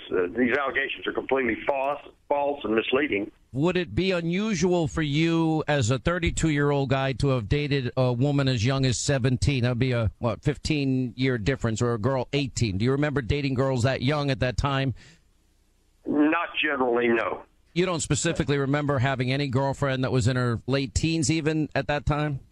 No, I don't remember that, and I don't remember ever dating any girl without the permission of her mother. And I think in her statement, she said that her mother actually encouraged her to go out with me. Now, he gave a third answer. Pause it. No, he just gave his audience an example of him methodically, point by point, going through this. And the questions were, what do you make of these allegations? Do you remember? You don't specifically remember? That was it. That was it. Go ahead. Keep going. For me, when he said, well, not generally, not without permission of the mother, it seemed inconsistent. And a lot of other people saw the same thing. What? It took No, three pause times on the third. It seemed inconsistent to him, but he didn't want to bring it up again. If you need permission from someone's mother to date them, that's like a pretty bad sign right off the bat. I said, Mrs. Smith, can I bring over some snacks for your daughter, and can I take her on a date? Yeah, And unless she you said, also need permission. I sent home a permission slip with I got all a permission the children slip. that I went on. I a actually date have with. this form, Sean. You can see there's a checklist for possible allergies, food preferences. Do they want different jammies when they spend the night? Of course, they ain't in their jammies that much. You know what I'm saying? I was quite a frisky feller when I was a Democrat. All right, so go through. Keep going with Third time he- Let's go ahead. He unequivocally then denied that he'd ever dated somebody in their late teens, even though I was pressing again and again. Now, here yesterday, we have another accuser that came forward. She is alleging that Roy Moore sexually assaulted her when she was 16 years old and he was in his 30s. Here is how Judge Moore responded to that accusation. I want to address what's been brought out on television today by Gloria Allred and a client that she has about things I allegedly did. I want to make it perfectly clear. The people of Alabama know me. They know my character. They know what I've stood for in the political world for over 40 years. And I can tell you without hesitation, this is absolutely false. I never did what she said I did. I don't even know the woman. I don't know anything about her. He denied knowing this fifth accuser, but this accuser has now brought forth a yearbook that Moore appeared to sign, quote, to a sweeter, more beautiful girl. I could not say Merry Christmas. Love, Roy Moore, DA. I looked at the handwriting. I know some people on Twitter have said things about this. Here's where I am tonight. Between this interview that I did and the inconsistent answers, between him saying, I never knew this girl, and then that yearbook comes out.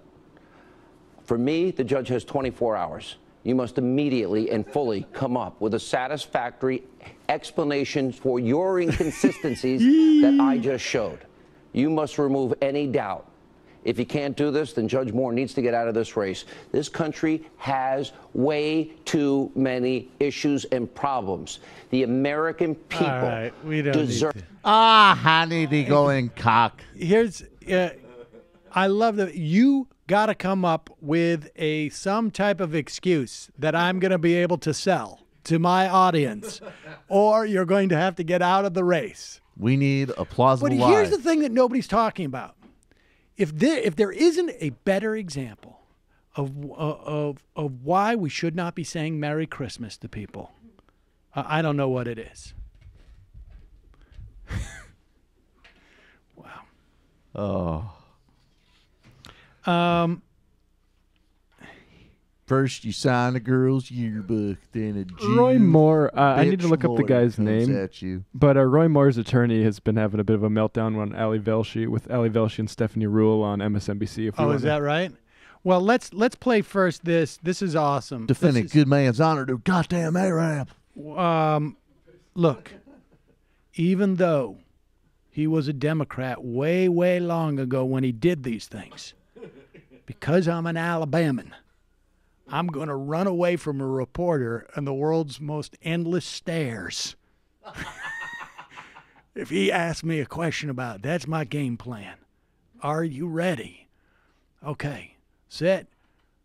This is Tom Lamas from ABC chasing Mo Brooks down a staircase. I think this is in the house. Oh, I wish he fell and broke his shoulder. This is at just least the combination of Roy Moore running and them going down the stairs, and this is pretty good. You believe him, you don't believe the women? I believe that Democrats will take the issue. So you still believe Roy Moore? I believe that the Democrats will take the issue of our country on period issues.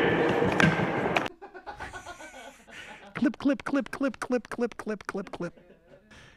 Now, here's the thing. Mo Brooks put on his tap shoes for this interview, and so it made it actually that much more dramatic. I don't, you're trying to talk to me about, supposedly being inappropriate girls back in the ancient times. Oh, there they go. They're still going. But, the Democrats, as an example, are trying to, increase funding for the SNAP program to give kids food. Think about how much damage that'd do. Gotta go. Gotta run. Are you a Jew? Gotta go. I'm getting messages that, we need to play, and I'm going to IM this to you now, Matt, that apparently this Ali Veshy thing needs to be played immediately. I have it. Or at least I have a snippet of it from Twitter, so just okay, we'll play that in just a second. Let me get this phone call. You calling from a 512 area code. Who's this? Where are you calling from? Hey, Sam. Tammy in Texas, Austin. Hello, Tammy in Texas. How are you? I'm good. What's on your mind? Okay, it's the fun half, right? Mm-hmm. What could be more fun than turfing out a repub from the Texas legislature? Okay, redistricting is coming, and we got to get this done. So I want to commend to all of your listeners. By the way, this is for all of your Texas listeners. I don't care if you're a Democrat, if you're Indivisible, if you're Resistance, if you're Our Revolution, if you're Justice Dem, if you're DSA. Hell, if you're in the Jacobin Reading Group in your neighborhood, I need you to run against whoever it is that's representing you in the Texas legislature. I think 53 seats are Republicans running unopposed. Wow. Okay, first of all, how's my level? Am I too loud? No, you're great. We're pros Okay, here, Tammy. All right, we know what we're doing. Okay, so what I want your Texas listeners to know is you can do this. The Texas legislature only meets in odd-numbered years and only for a maximum of 140 days, which you can do the math. That's 20 weeks out of a 52-week year. This is not a heavy lift, okay? To every Texas listener out there, you can do this, okay? The deadline for filing is Monday, December 11th at 6 p.m., so a month away from now. Now, I'm going to go through the requirements real quickly, but anybody who's interested and goes, oh, God, I didn't take notes, I'm TheologyOP on Twitter. Like theology, like the word theology, but instead of a GY, a GOP on the end. Okay, here's how easy it is to run. For state Senate, you need 500 signatures or $1,250 plus to fill out an application on a PDF. You have to be a U.S. citizen. You have to have lived in Texas for 2 years. 12 months in the Senate district you're running in. You have to be 21 years old, okay? I'm sorry, 26 years old. Let me back up. For state senator, 5 years in Texas, 1 month in your district, 26 years old, and it's a 4-year term. That's $1,250 to run or 500 signatures. For state representative, it's even cheaper. It's $750 to file or 500 signatures plus you got to fill out an application. You have to be a Texas resident for 2 years. 1 year in your district. You only have to be 21 years old, and it's a 2-year term. Wow. Now, if you're saying to yourself, oh, God, this is so exciting, what's my district? Go to texastribune.org/directory and just look up your zip. Okay, so any questions for me, Sam? None. I mean, I think it's good, and people sign up at least prior to the deadline. The good thing is that, it puts these people on notice that they may have to run. That it may screw up their plans in distributing resources. Who knows?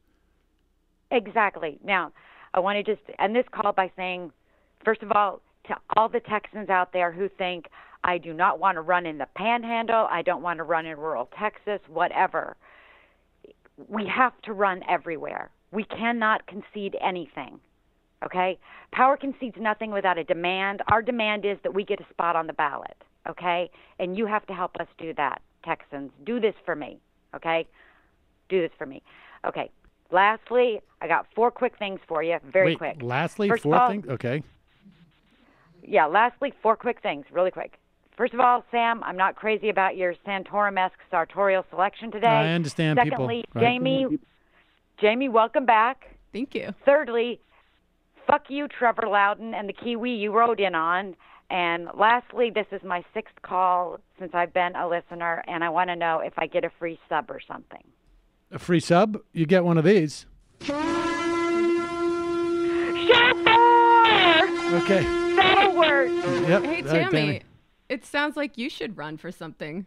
You seem to know a lot about it. I can't. Why not?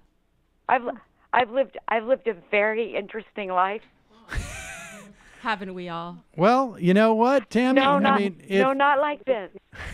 Well, Tammy, if if someone's unopposed, I mean, I don't know. I would reconsider. Yeah, but I'm in Austin, Sam. Right. I'm in the blueberry in the bowl of blood. Austin doesn't need me. Wow. You know, and I'm not like a willing Cormac to move McCarthy knuckle image. drag. I've heard that before, actually. All right, Tammy. Well, I appreciate the call. Thanks so much, Sam. Have a great one. You too. Yeah, folks. I should probably just say this now. Sweater vests are not going away. And in fact, I was going to ask today if anybody knows a good place to get them, because it's very difficult to find them. I went over to the one place I buy clothes, which is that outlet, the Banana Republic outlet over there. Right. And they had them, but they're with buttons, and I don't want that. No, that would look really ridiculous. Although Please if that's don't all do I that. get, I'm going to Please, have to do please, that. Please. I went to the Old Navy outlet store. They did not have them.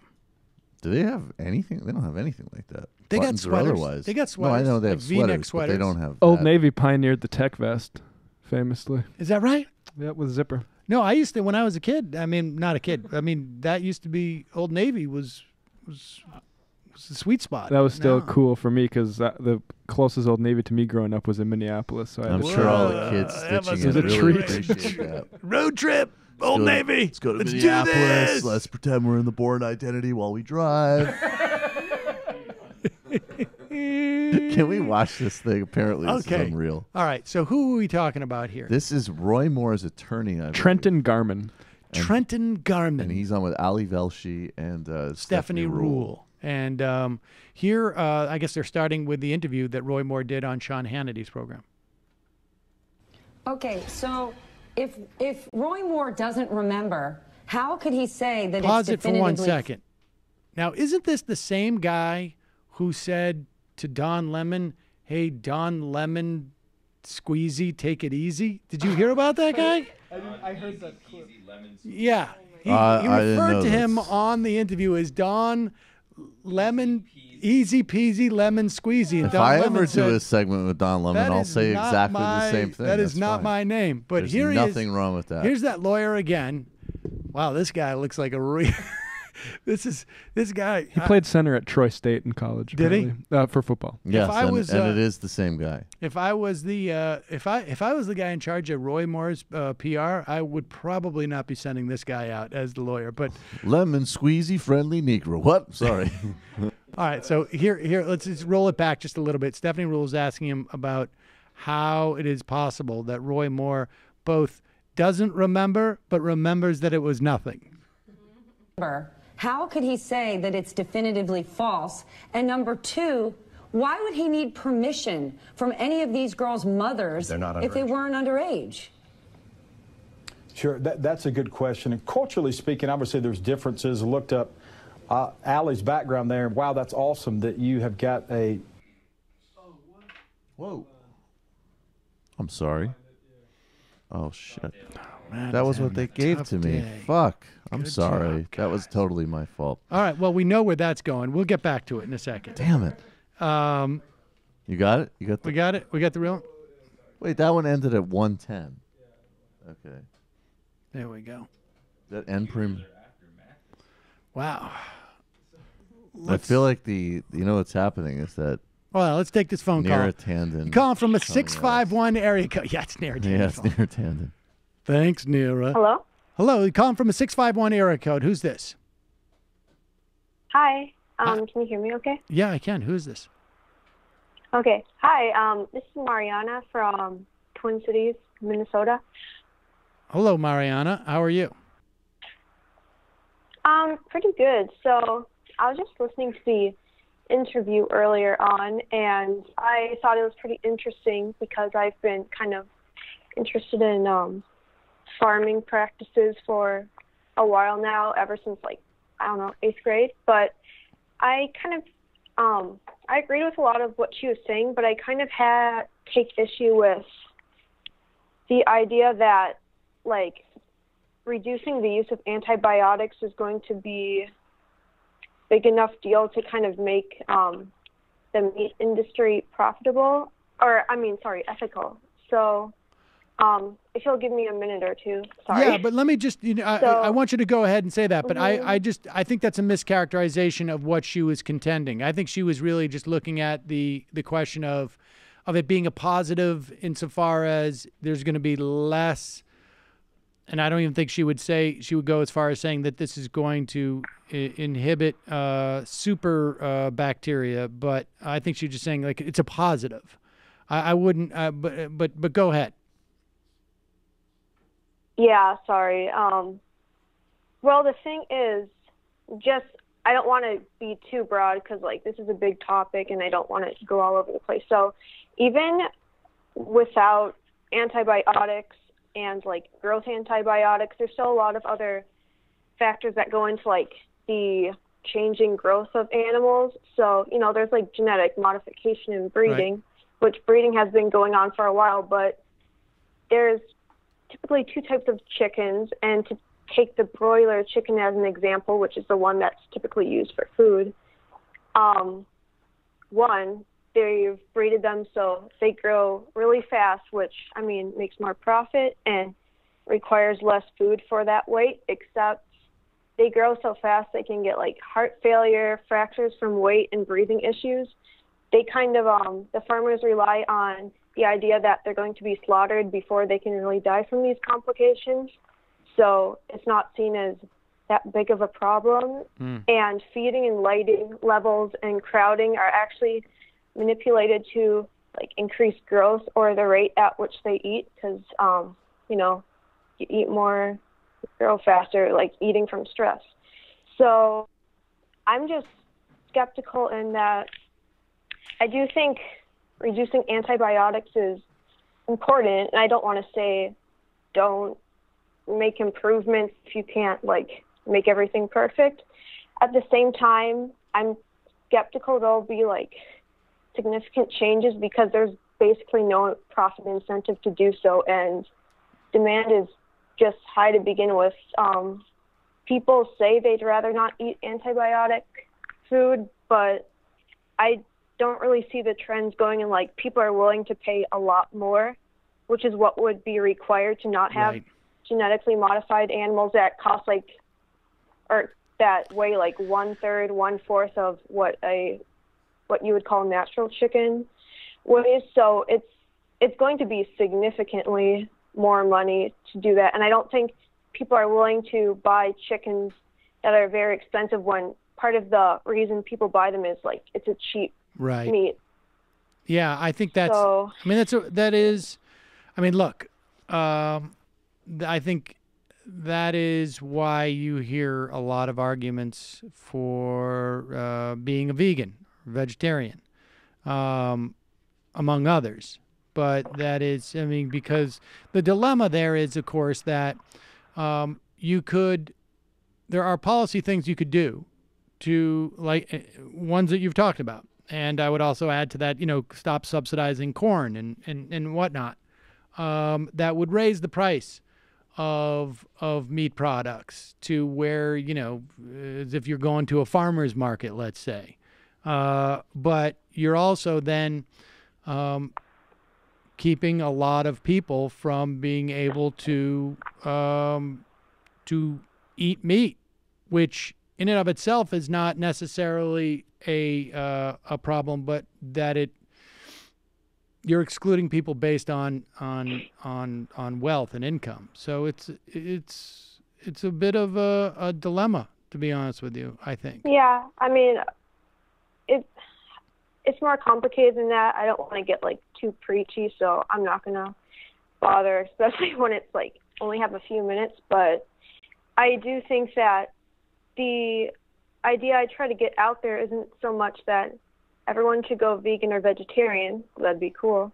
But just kind of like being aware of these things and trying to reduce your meat intake, because part of the reason this is happening is like there's no possible way we could keep up with demand in like a remotely ethical living situation. Yes. And that's why we see these conditions appearing in China and India, because they've moved to like a much more meat-based diet. So I don't know, just do what you can, I guess. Yeah, no, I think that's right. I know people have limitations. I appreciate the call, and I think it is at the very least, people should be eating less meat, and then using that budget that you have to eat less meat and to get it from a source that is more ethical and healthier for the environment. But at the very least, that's what people should be doing.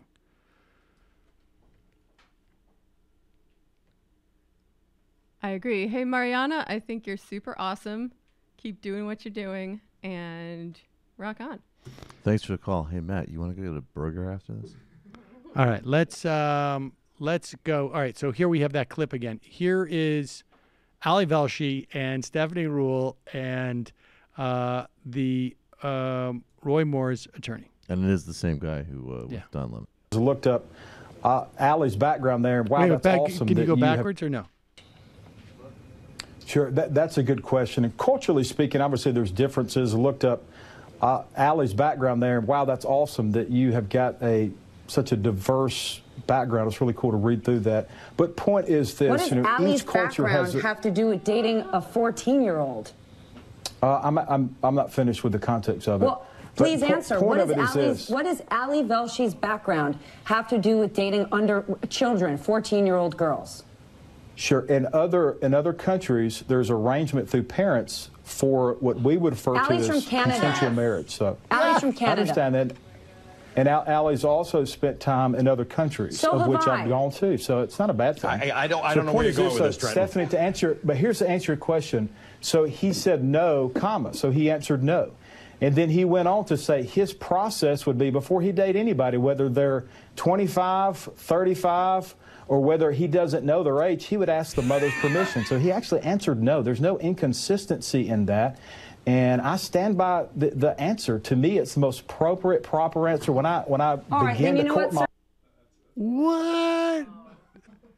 I don't understand why he didn't just say, look, in the South, we respect the parents. And then he could have gotten out of it. Like, if you've got a young lady who's 22 years old, you go to their mama and you say, Miss mother of a 22-year-old, I'd like to ask your daughter's hand to go to the local soda shop.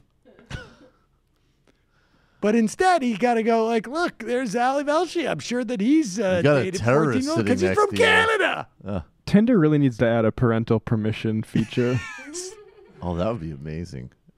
That would be incredible. Just like swipe down to ask the parent if you guys... I haven't asked a single woman if her parents are okay with me dating them. Oh, you're such a pig. There's a lot of parents out there who are just who are seething. Hey, you ever been on a water boat? Can I date your daughter, man? Oh my God, that guy. Your impressions of Sam and Matt are the least Very accurate, but they're very, like in a spiritual way they are. Exactly. That's right. That's where he's going. That's what we're doing. Jamie gets it. I can't wait for mine. It's coming. It's percolating. Where are we going for? Okay, we've got Shep Smith. Do we have any? Oh, we didn't take Sean Hannity with his board, right? Because it was so ridiculous. I feel like we should make that into a T-shirt, though. All right, look, we played this Alex Jones the other day, Vic Berger's version, but it's so precious that we really feel like it's important to play the whole thing. So Alex Jones, and for the life of me, I can't figure out what's going on here. He has a guest host. His name is what? Spencer Harris? Is that it? No, IntelliHub. That's his name, IntelliHub? Yeah, it's legally changed to IntelliHub. Yep.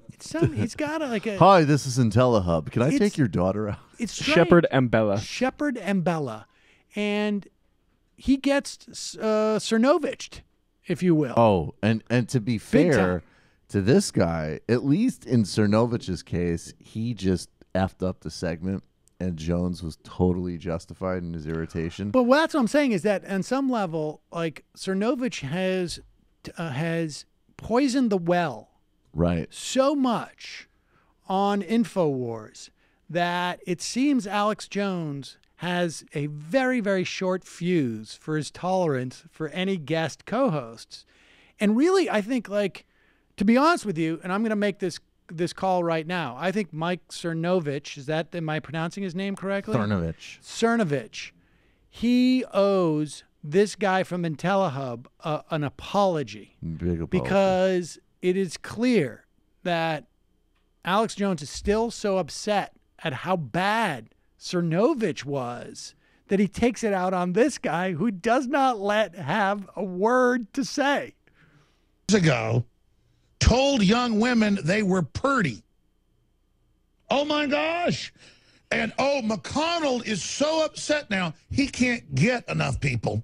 See, at first I saw these Republicans resigning because they were way behind the polls for re-election, but then now I get it. No, they're leaving now so that they can scuttle Trump and literally stop everything. This is, I mean, it's like the Trump stuff. It is incredible. It is, I mean, Harvey Weinstein raping all these women, all this other stuff. Kevin Spacey, that's all okay. Roy Moore, 30 plus years ago, told women, some of them who might have been under 18, they were pretty. Well, and I mean, all the time, I'll sit there. I've got 3 daughters, but I'll sit there, at a play or whatever, tell girls, you sure look nice. Now, there'll be an article. Jones once told a 14-year-old girl she looked nice. Again. And that's like a Texas thing. They say don't even do that. They're like, hey, sweetie, how you doing? I'll say to, waiters come over, how you doing, darling? Yeah, you can't. And like Northerners go, what the hell, that woman just called you darling? Yeah, you can't say darling. That's what you do in the South. The PC culture's got to everyone now. Roy Moore told girls they were pretty. Yeah, you can't. Woo, he didn't try to take them out. He didn't try to have sex with them. But you know what? He told them they were pretty. You have to now look at your neighbor or anyone you talk to or anyone you associate. But a tranny clown dressed as a demon can tell your 3-year-old about sex. Oh my God. Oh my God. Well, honestly, I think Cernovich owes this guy an apology because Alex Jones is just having none of it now with the co-host. People say she won't even let anybody talk about anything. You know what it is? Any time that even when the camera cut to the guy, even when the guy cut to the camera, they had to swing it back to Jones because. Wow. I'm going to bust all of the stitches in my mouth today. That was unbelievable. Oh, that was so great. Well, he didn't even let the guy establish. Honestly, awesome about that honestly, was that he this didn't is even really let hard. The guy establish a pattern. Like he didn't even say like, "All right, it's been 30 seconds. You're boring." The guy literally just by tone of voice, like, "Yeah, I mean, it's like." Honestly, and this is heartfelt. This is really heartfelt because I know, I have. I may not have achieved the highest of peaks in this business, but it's a tough business. I've been in many different parts. I've had different highs and lows, and I just think Mike Cernovich owes this guy an apology because Mike Cernovich crapped the bed so deeply, smellily, and in such a dramatic fashion, so fully, that it made it impossible for this guy from IntelliHub to come. And I just think that if Cernovich is a genuine man, he'll own up to it and apologize and send this guy maybe a muffin basket or something. It's nothing personal. It's just if you saw the Saranich thing, I just can't let my show get out of hand Can't anymore. do it. It's I just- can't do it. I I gotta watch everything. As soon as you have a monotone voice, I Do you hear smell talk that? about. You smell that? Okay, My that's sir- from when that's- Savanich was here. That stink is still here, so I've got to just. I let looked me at finish some here in of- one second. I'm just going to keep talking.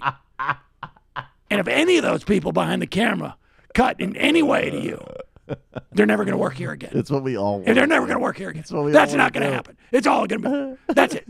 So Savanich, you ruined it for everybody. Even no some of his co-host. followers. No co-host. In fact, we're going to cancel all the other programming on InfoWars. He should. Even some of his followers actually note YouTube comments that he doesn't let his guests talk. The only reason we watched that again this morning is because we all thought maybe Vic Berger did some extra magic to make it seem like he was speaking over him all the time, but he almost downplayed it. if anything. Almost. No, it's just the only thing that the touch burger added Was the hand, was the the hand, hand which was catching. That was amazing. awesome. That was incredible. Calling from a 646 area code. Who's this? Where are you calling from? Hi, this is Michael from Leonia, New Jersey. Hello, Michael. What's on your mind? I was just wondering if you guys have heard the story about the company Cards Against Humanity that's come out today or yesterday. No. No. Apparently, they're reporting that they purchased land on the Mexican border and have retained a law firm to fight eminent domain to postpone the wall. Oh, wow. That's fantastic. No, I'll look into that for tomorrow. Sure, yeah. It seems like a really interesting story. I don't know how plausible it is, how long they could potentially delay things, but Well, it's a great opportunity for a wedge issue because eminent domain is, an issue, a fairly transpartisan issue. Now, if there's an argument that somehow it's about national security or something like that, we'll see about that. But that's interesting. We'll check it out and talk about it tomorrow. Appreciate the call, man. great. All Yeah, right. thanks, first-time caller. All right. Well, thank you. First time caller. Will someone please remind me to put that on my board? Matt's just like... yeah, totally remember. Yep. It's too much. It's like... You like that? You got your new caller sound effect, you prick.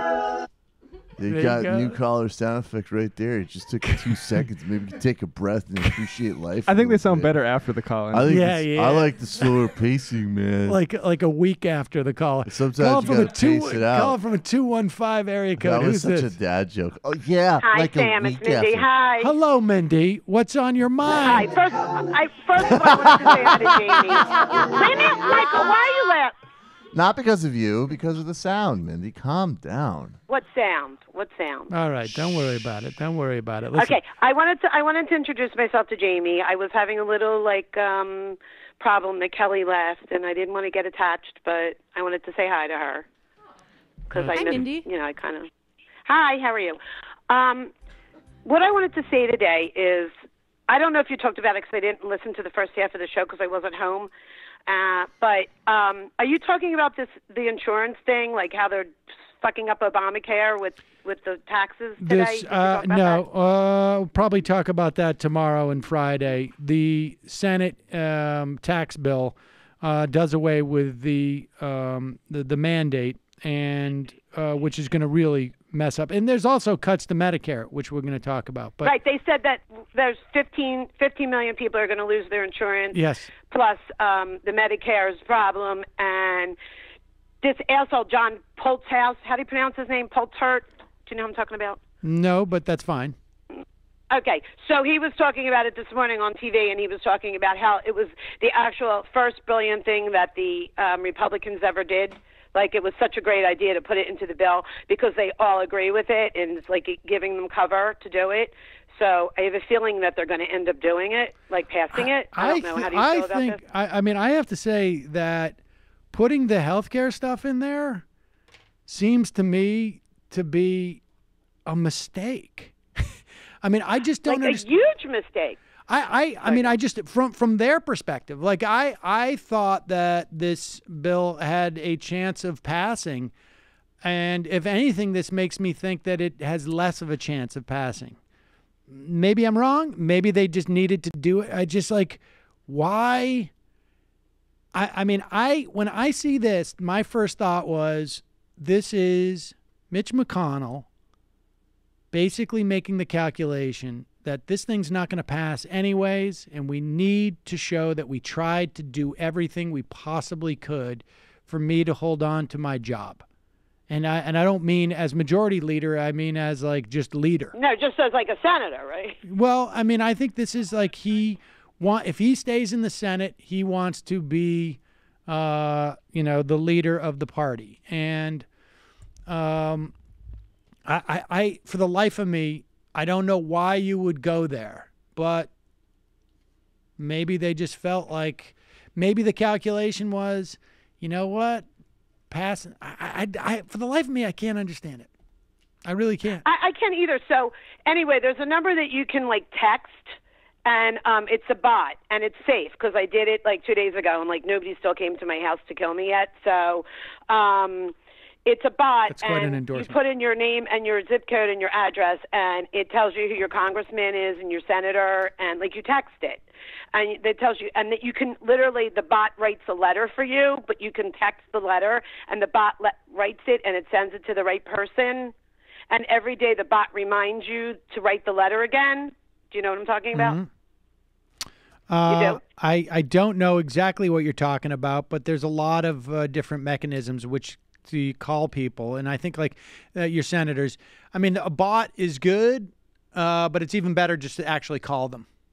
Right. No. I call my rep every day, and I started calling them again today because of the insurance thing. And my rep is Brian Fitzpatrick in Pennsylvania, who won by a really small margin. And Philadelphia, Pennsylvania, seems to be going my area seems to be flipping back to blue again. Uh-huh.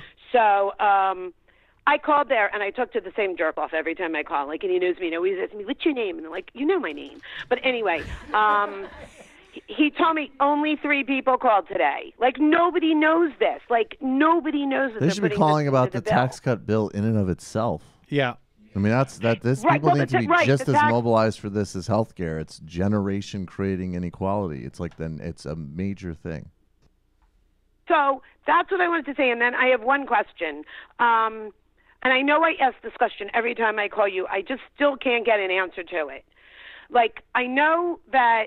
What is the deal with the Republicans? I know they're sociopaths and I know they're crazy, but to what end do they think this is going to happen? I mean, if they do this and all these people die and nobody has insurance and nobody can go to Walmart to go shopping because they're all in bankruptcy because of their insurance bills and shit, and there's 2 classes. There's the think the Democrats will.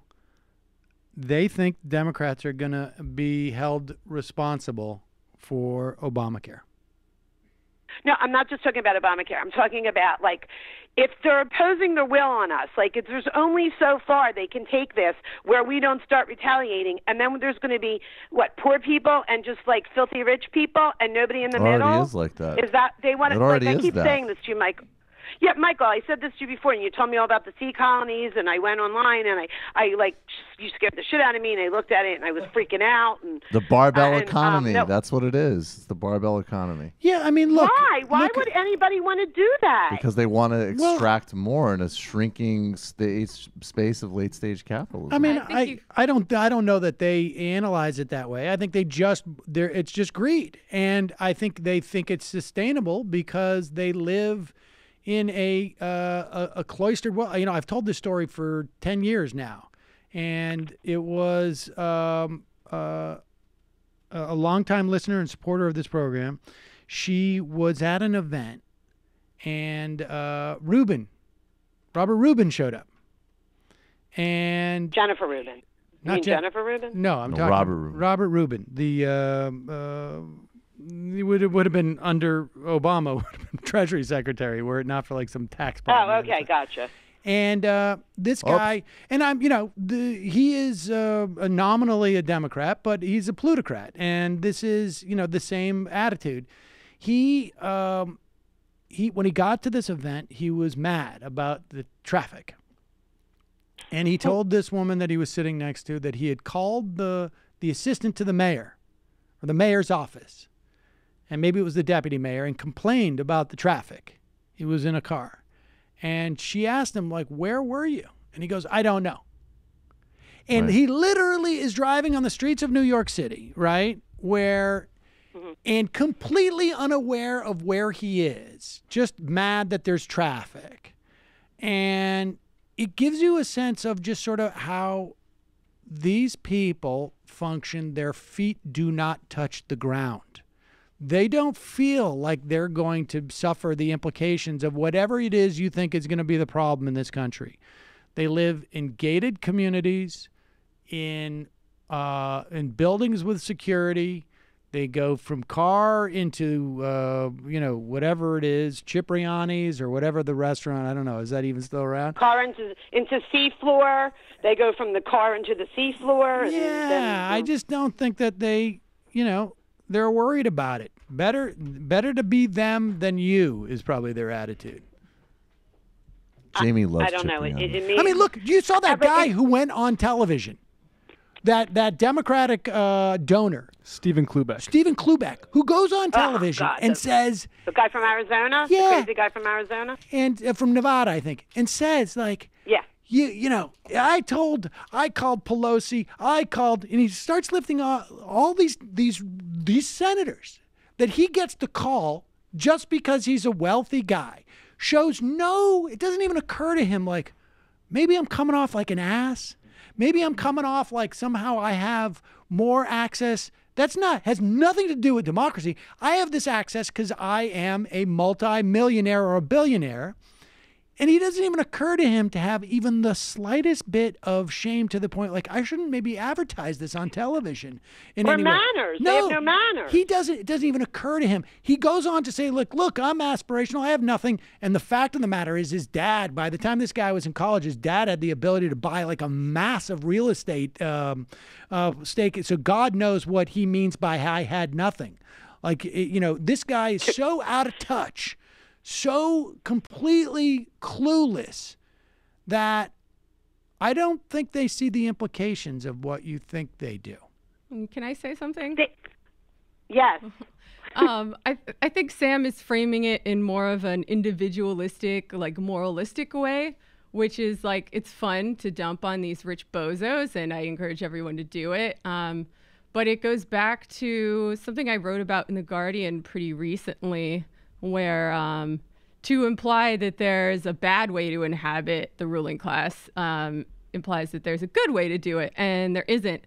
And I think you've hit upon one of the contradictions inherent within this model of late capitalism, Mindy, because you're right. Like, when there's a certain class of people who is programmed to accumulate, if you will, all of the resources, or steal or take.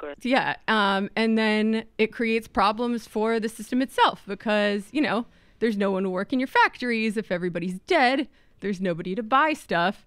And we see these contradictions over and over again. And that's why some people frame social democratic reforms as like saving capitalism from itself. And in a way they are. I would argue that that's not sustainable in the long term, but it's certainly better than what we have now.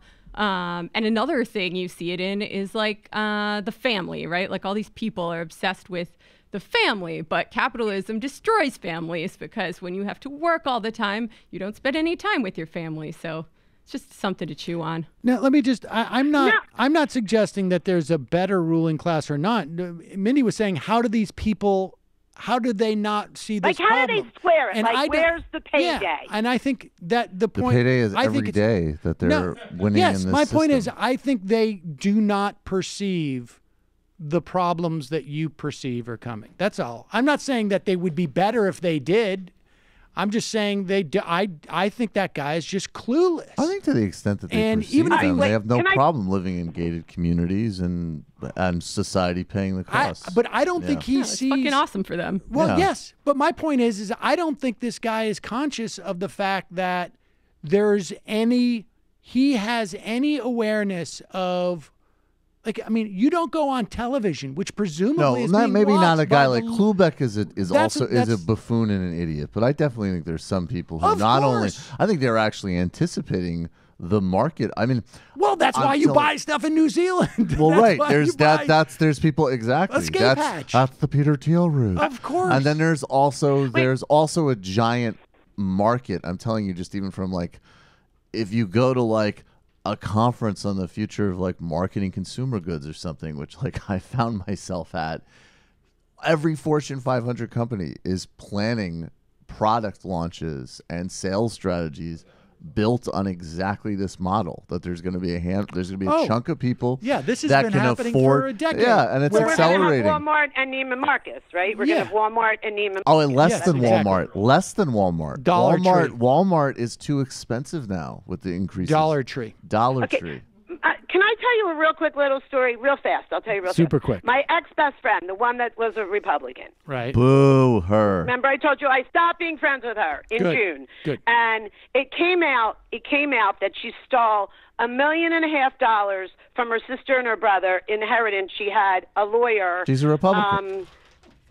Wow. Well, she had a lawyer give her the power of attorney, and she stole the whole inheritance from her sister and her brother. And her sister's fine because she's married to a surgeon, and her brother's not great, but it's okay. So anyway, they found out about it, and nobody talks to her. I mean, she's nowhere to eat for Thanksgiving. She has no friends. Nobody talks to her. I don't talk to her. Her sister doesn't talk to her. Her brother doesn't talk to her.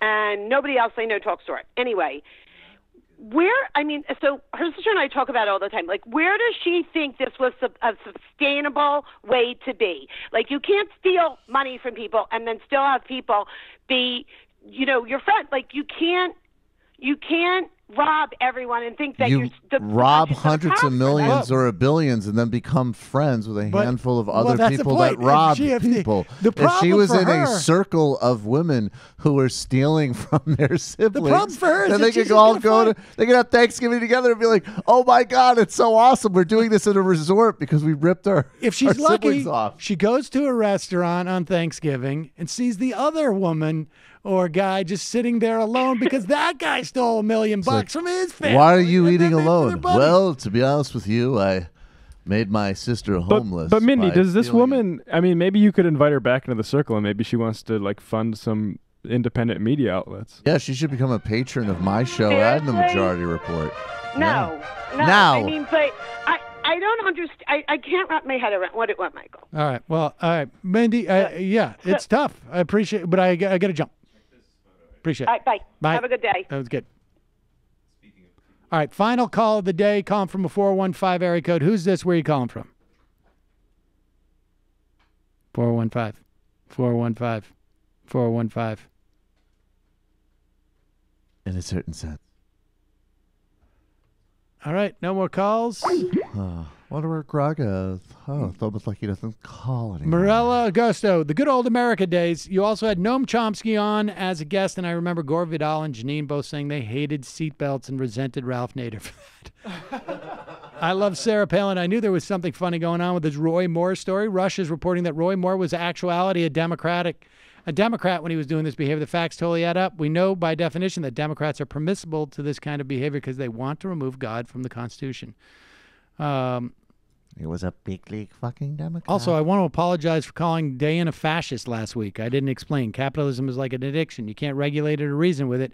Must be cut out of the system. A real leftist like Jamie can attest to this. Boom. Progressives and Democrats are just being capitalist apologists.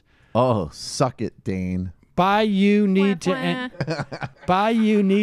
this beef with Jimmy Dore. Some of us were alive for other East Coast, West Coast beefs. And spoiler alert. Oh my God. Who is Biggie and who is Pac? I guess definitely Jimmy is Pac. It makes sense. He's crazy. He's volatile. People are enthusiastic about him. Yes, people are super enthusiastic about him.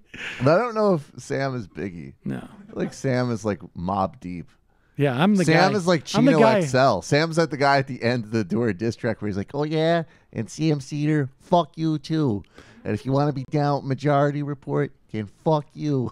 Regarding Texas Democratic straw poll results for Bernie-crats, red states areas might be more productive for Bernie-crats than closed-shop Dem states like New York. Yeah. Some southern states regarding Texas Democratic straw poll, best results for Bernie-crats. I mean, that would make sense, right? Yep. I mean, because the red states will be more wide open in many respects. Well, my sense is also there's like some states are just like even states like Washington State, you know, is a Democratic state, but it generally seems to be a bit cleaner. Like there really are for real machines in places like, you know, especially the Northeast that actually still exist, you know. Antibacterial yogurt. Sam, I work at a small gourmet food market in D.C. Over the years, I've befriended one of our beef producers. He went fully organic a decade ago and says the only issue with removing antibiotics from the farm is that his bride can no longer bring home... Patent. Did anyone look into the story that everyone was freaking out about regarding a special counsel to investigate Clinton? I think the situation is a great case study in how the media refuses to engage with reality. The entire narrative revolves around a letter from the DOJ to the Judiciary Committee, which has oversight authority. Everyone focuses on Trump's tweets and his relationship with Sessions, but no one is talking about whether Republicans on the committee are sending these deranged letters. Everyone should read these letters because they read like slightly polished InfoWars article. Indeed. They just need to go to jail, both of them. Ribsofrand. The past 2 weeks, progressives have won local races in New Mexico, Albuquerque, and La Cruces. I know we're peripheral to the nation concerns. We're proud of what we've done so far. Democratic victory in Oklahoma, victory in Virginia, Lee Carter, both won without the DCCC support. Well, I don't think the DCCC got involved in any of the House races. We're talking about state Democratic Party. The DCCC was throwing huge sums at Ossoff because he was running for a congressional seat. Lee Carter was not running for a congressional seat. He was running for a House of Delegates seat. Doe, please play post bumper music playlist on new website. Always great stuff. Don't forget Northam and Murphy, both pro cannabis law reform, website for Texas and election info. Neff, anniversary question. Yes, it was old Matt who worked the board for the 12-hour show. Of course, I remember. Jamie, how are you feeling? It's great to have you back. Thanks. I feel all right. Brewer, brocialism. I can't do all this. Bryce is going to win. Sorry for the long quote, but I think it's what links Alabama GOP and Wisconsin GOP from Corey Robin in 2008. Those who participate in the white flight and its segregation academies were certainly among the wealthiest. I will read this later. But Ali, you're from a weird place, aren't you? And one of the things that we like about that weird place is you ask a mama before you dip into her daughter. Unbelievable. Anthony from Baltimore. Well, how is that not relevant? Most effective way to trigger the libs is getting diped up, selling Volvos at a bargain price, and giving away your Keurigs with the purchase of your garage-kept used Volvo. Also, how will adding on repealing the individual mandate to the ACA tax bill affect the likelihood of it passing, in your opinion? I think it hurts it. I mean, Collins is already like doing her usual. I think she might have been a no on the bill anyways, but she's very skeptical. Murkowski wants her next bargaining chip is drilling in Anwar. But here's the thing, I don't know. Yes, but here's I don't know how getting rid. I guess the mandate, because it would involve tax penalties, would be okay in that context in terms of like reconciliation. But I think they're going to run into some problems. Dotard, have you noticed articles pointing out Donald Trump Jr.'s stupidity? Basically starting out, next time you want to commit a cybercrime, make sure your DMs are encrypted. I think those DMs are a lot worse for WikiLeaks than they are for Trump. You know, he's a dolt, but that makes them look severely compromised. I mean, I'm sorry. This is not, well, who knows what their mission was, but it certainly is a change, it seems to me, It's just an the way it attempt was at sold. self-preservation at this point, which is understandable but not exculpatory. I mean, that's the only explanation. And there always has been a weird, you know, setting even aside Russia, there was a weird link with Belarus and sort of other stuff. But look, they did great work when they first came on the scene, but that's a long time ago now. They also my understanding is they were also responsible for those the supposed climate gate emails. Yeah. Did you know Yeah. that? Phony shrimp. Not good. Not good. Ever notice how we seem to see Janine Garofalo and Kathy Harris together in the same room? Also, I must drive home this very important point. Fuck Jimmy Dum Dum Door. See, this is all IMs stir this stuff up. I would never even think about it. Theodore Cuxtable.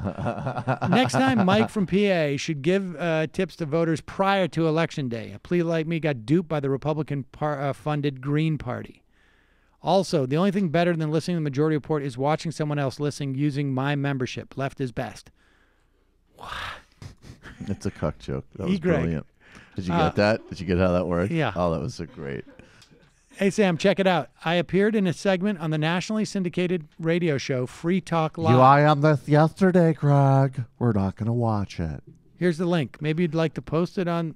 No, I've been on the Free Talk Live, and I didn't even post it on We'll our post... site. No. Here's what we'll do. We'll post it on our super secret special section of the Majority Report website that only the most important people read, Greg. Why doesn't a charity offer to build more stories for factory farms and solar panels in exchange for cameras on those floors recording how animals are treated? Oh, Greg, I hope you die! Seems like a major solution.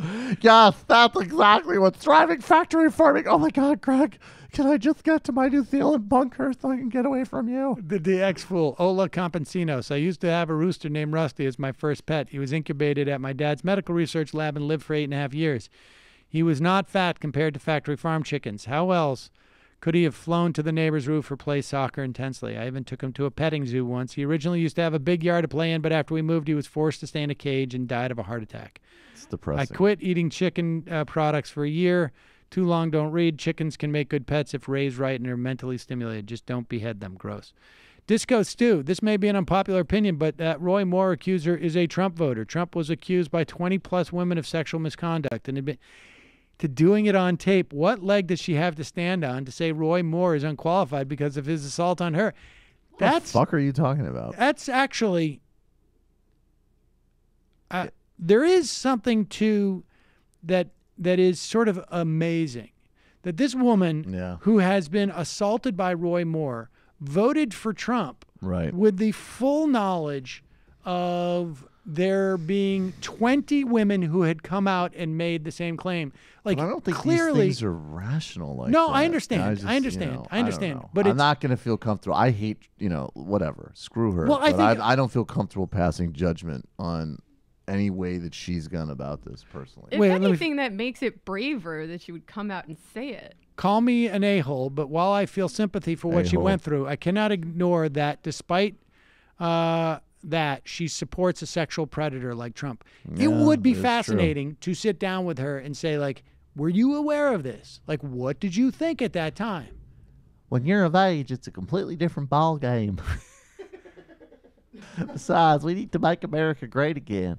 And if the Muslims come, then we'd have Judge Roy Moore days every day on their Sharia rape hunts. Wayne Lynch, do you guys... I like how 30 seconds ago I was like, I'm not going to pass any judgment on this woman. 30 seconds later, I turned her into like a backup character on the Beverly Hillbillies and made light of her drama. I mean, it would be fascinating to sit down with her and ask her that question. It would be incredibly... I mean, it's quite possible, like, she never heard any of that. It's possible. You think it's also possible? I just think it's also like it's a moment where people are reframing their own experiences. Like I don't know. Like maybe she thought like this is a horrible thing that happened to me. He's never been held accountable for decades. This is just what happens.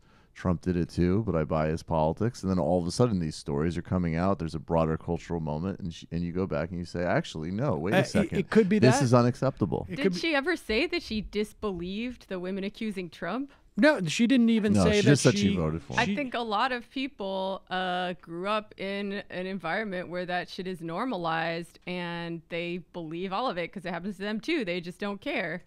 She also but this guy's response is, then how can she come out and say that he's not qualified to be senator when she didn't have that assessment of Trump? Well, Maybe because she was people underage. have stronger feelings about stuff that happened to them. Well, yes. I think that's what he was getting at, was that this is one of those classic conservative situations where the empathy doesn't really leave the front porch. Well, maybe she's figuring it out now. Well, yes. No, all of these things are possible. It's also possible she was not aware of it. It's possible. I mean, I guess my point is it would be fascinating to ask her that question. I think that would reveal a lot. Yeah, I agree. Do you guys want to draft in Boris Johnson to replace Trump? I don't think so. He was born in the States, so he could genuinely be your supreme leader. He's just as much of a dick, but he's less likely to put ketchup on a steak. Okay, I listened to Hayes last night and caught a clip from Sessions' interview with Republican Jordan. Hayes talked about the uranium deal, but Jordan was talking about some even more crazy theory.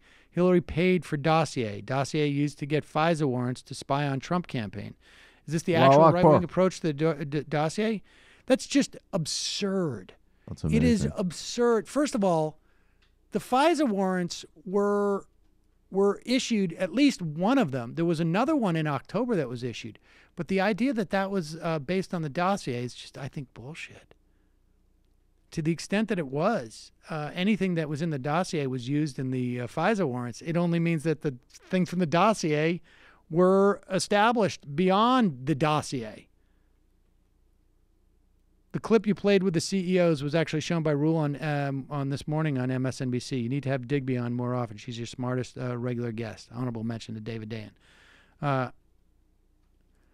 Come on, Sam. Even Michael has complete contempt for video games is going to play Wolfenstein 2.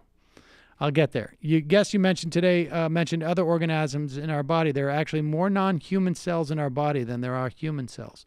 A Bungle, I want the interview with Al Bernstein. If you guys don't get those clips cut in YouTube immediately, I'm canceling my Patreon. Wait, which one was that? It's making its way through. Oh, the gun guy?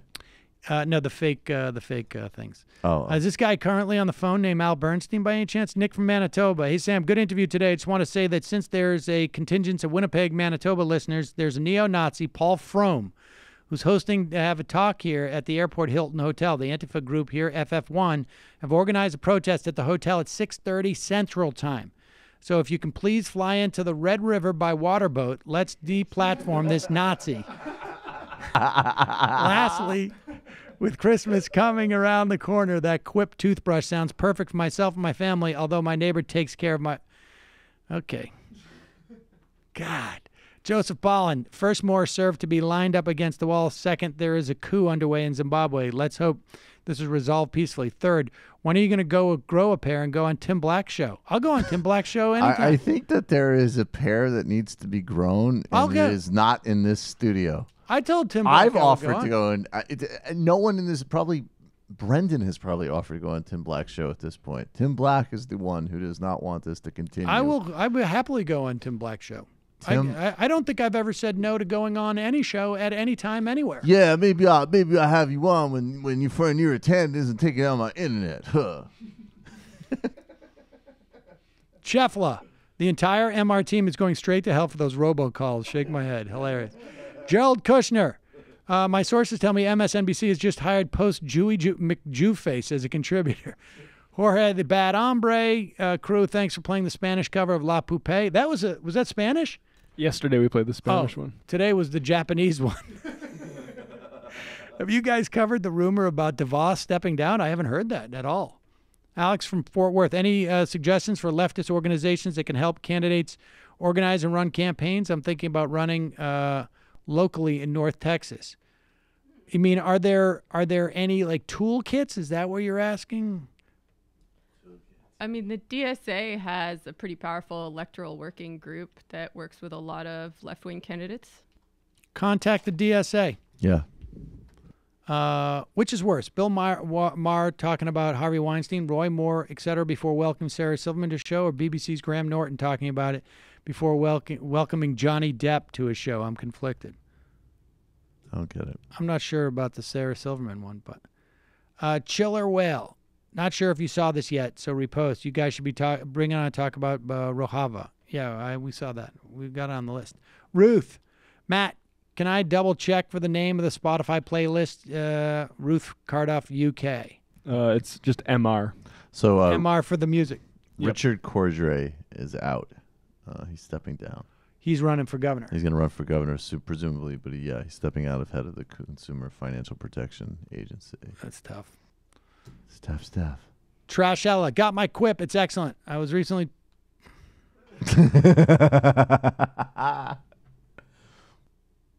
Calvin BW, the Oklahoma candidate won by 31 votes. Wow.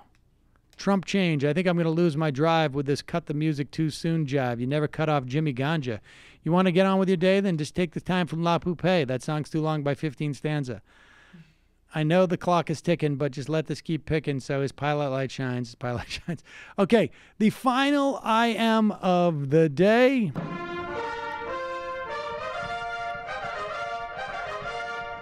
Great leap forward. Healthcare, healthcare, healthcare. I'm getting bored saying it. Overwhelmingly, the biggest issue in Virginia, national health insurance should be rammed down Republicans' throats. That's right. In every interview. Okay, folks. See you tomorrow. It might take all the strength I got to get to where I want, but I know somehow I'm gonna get there.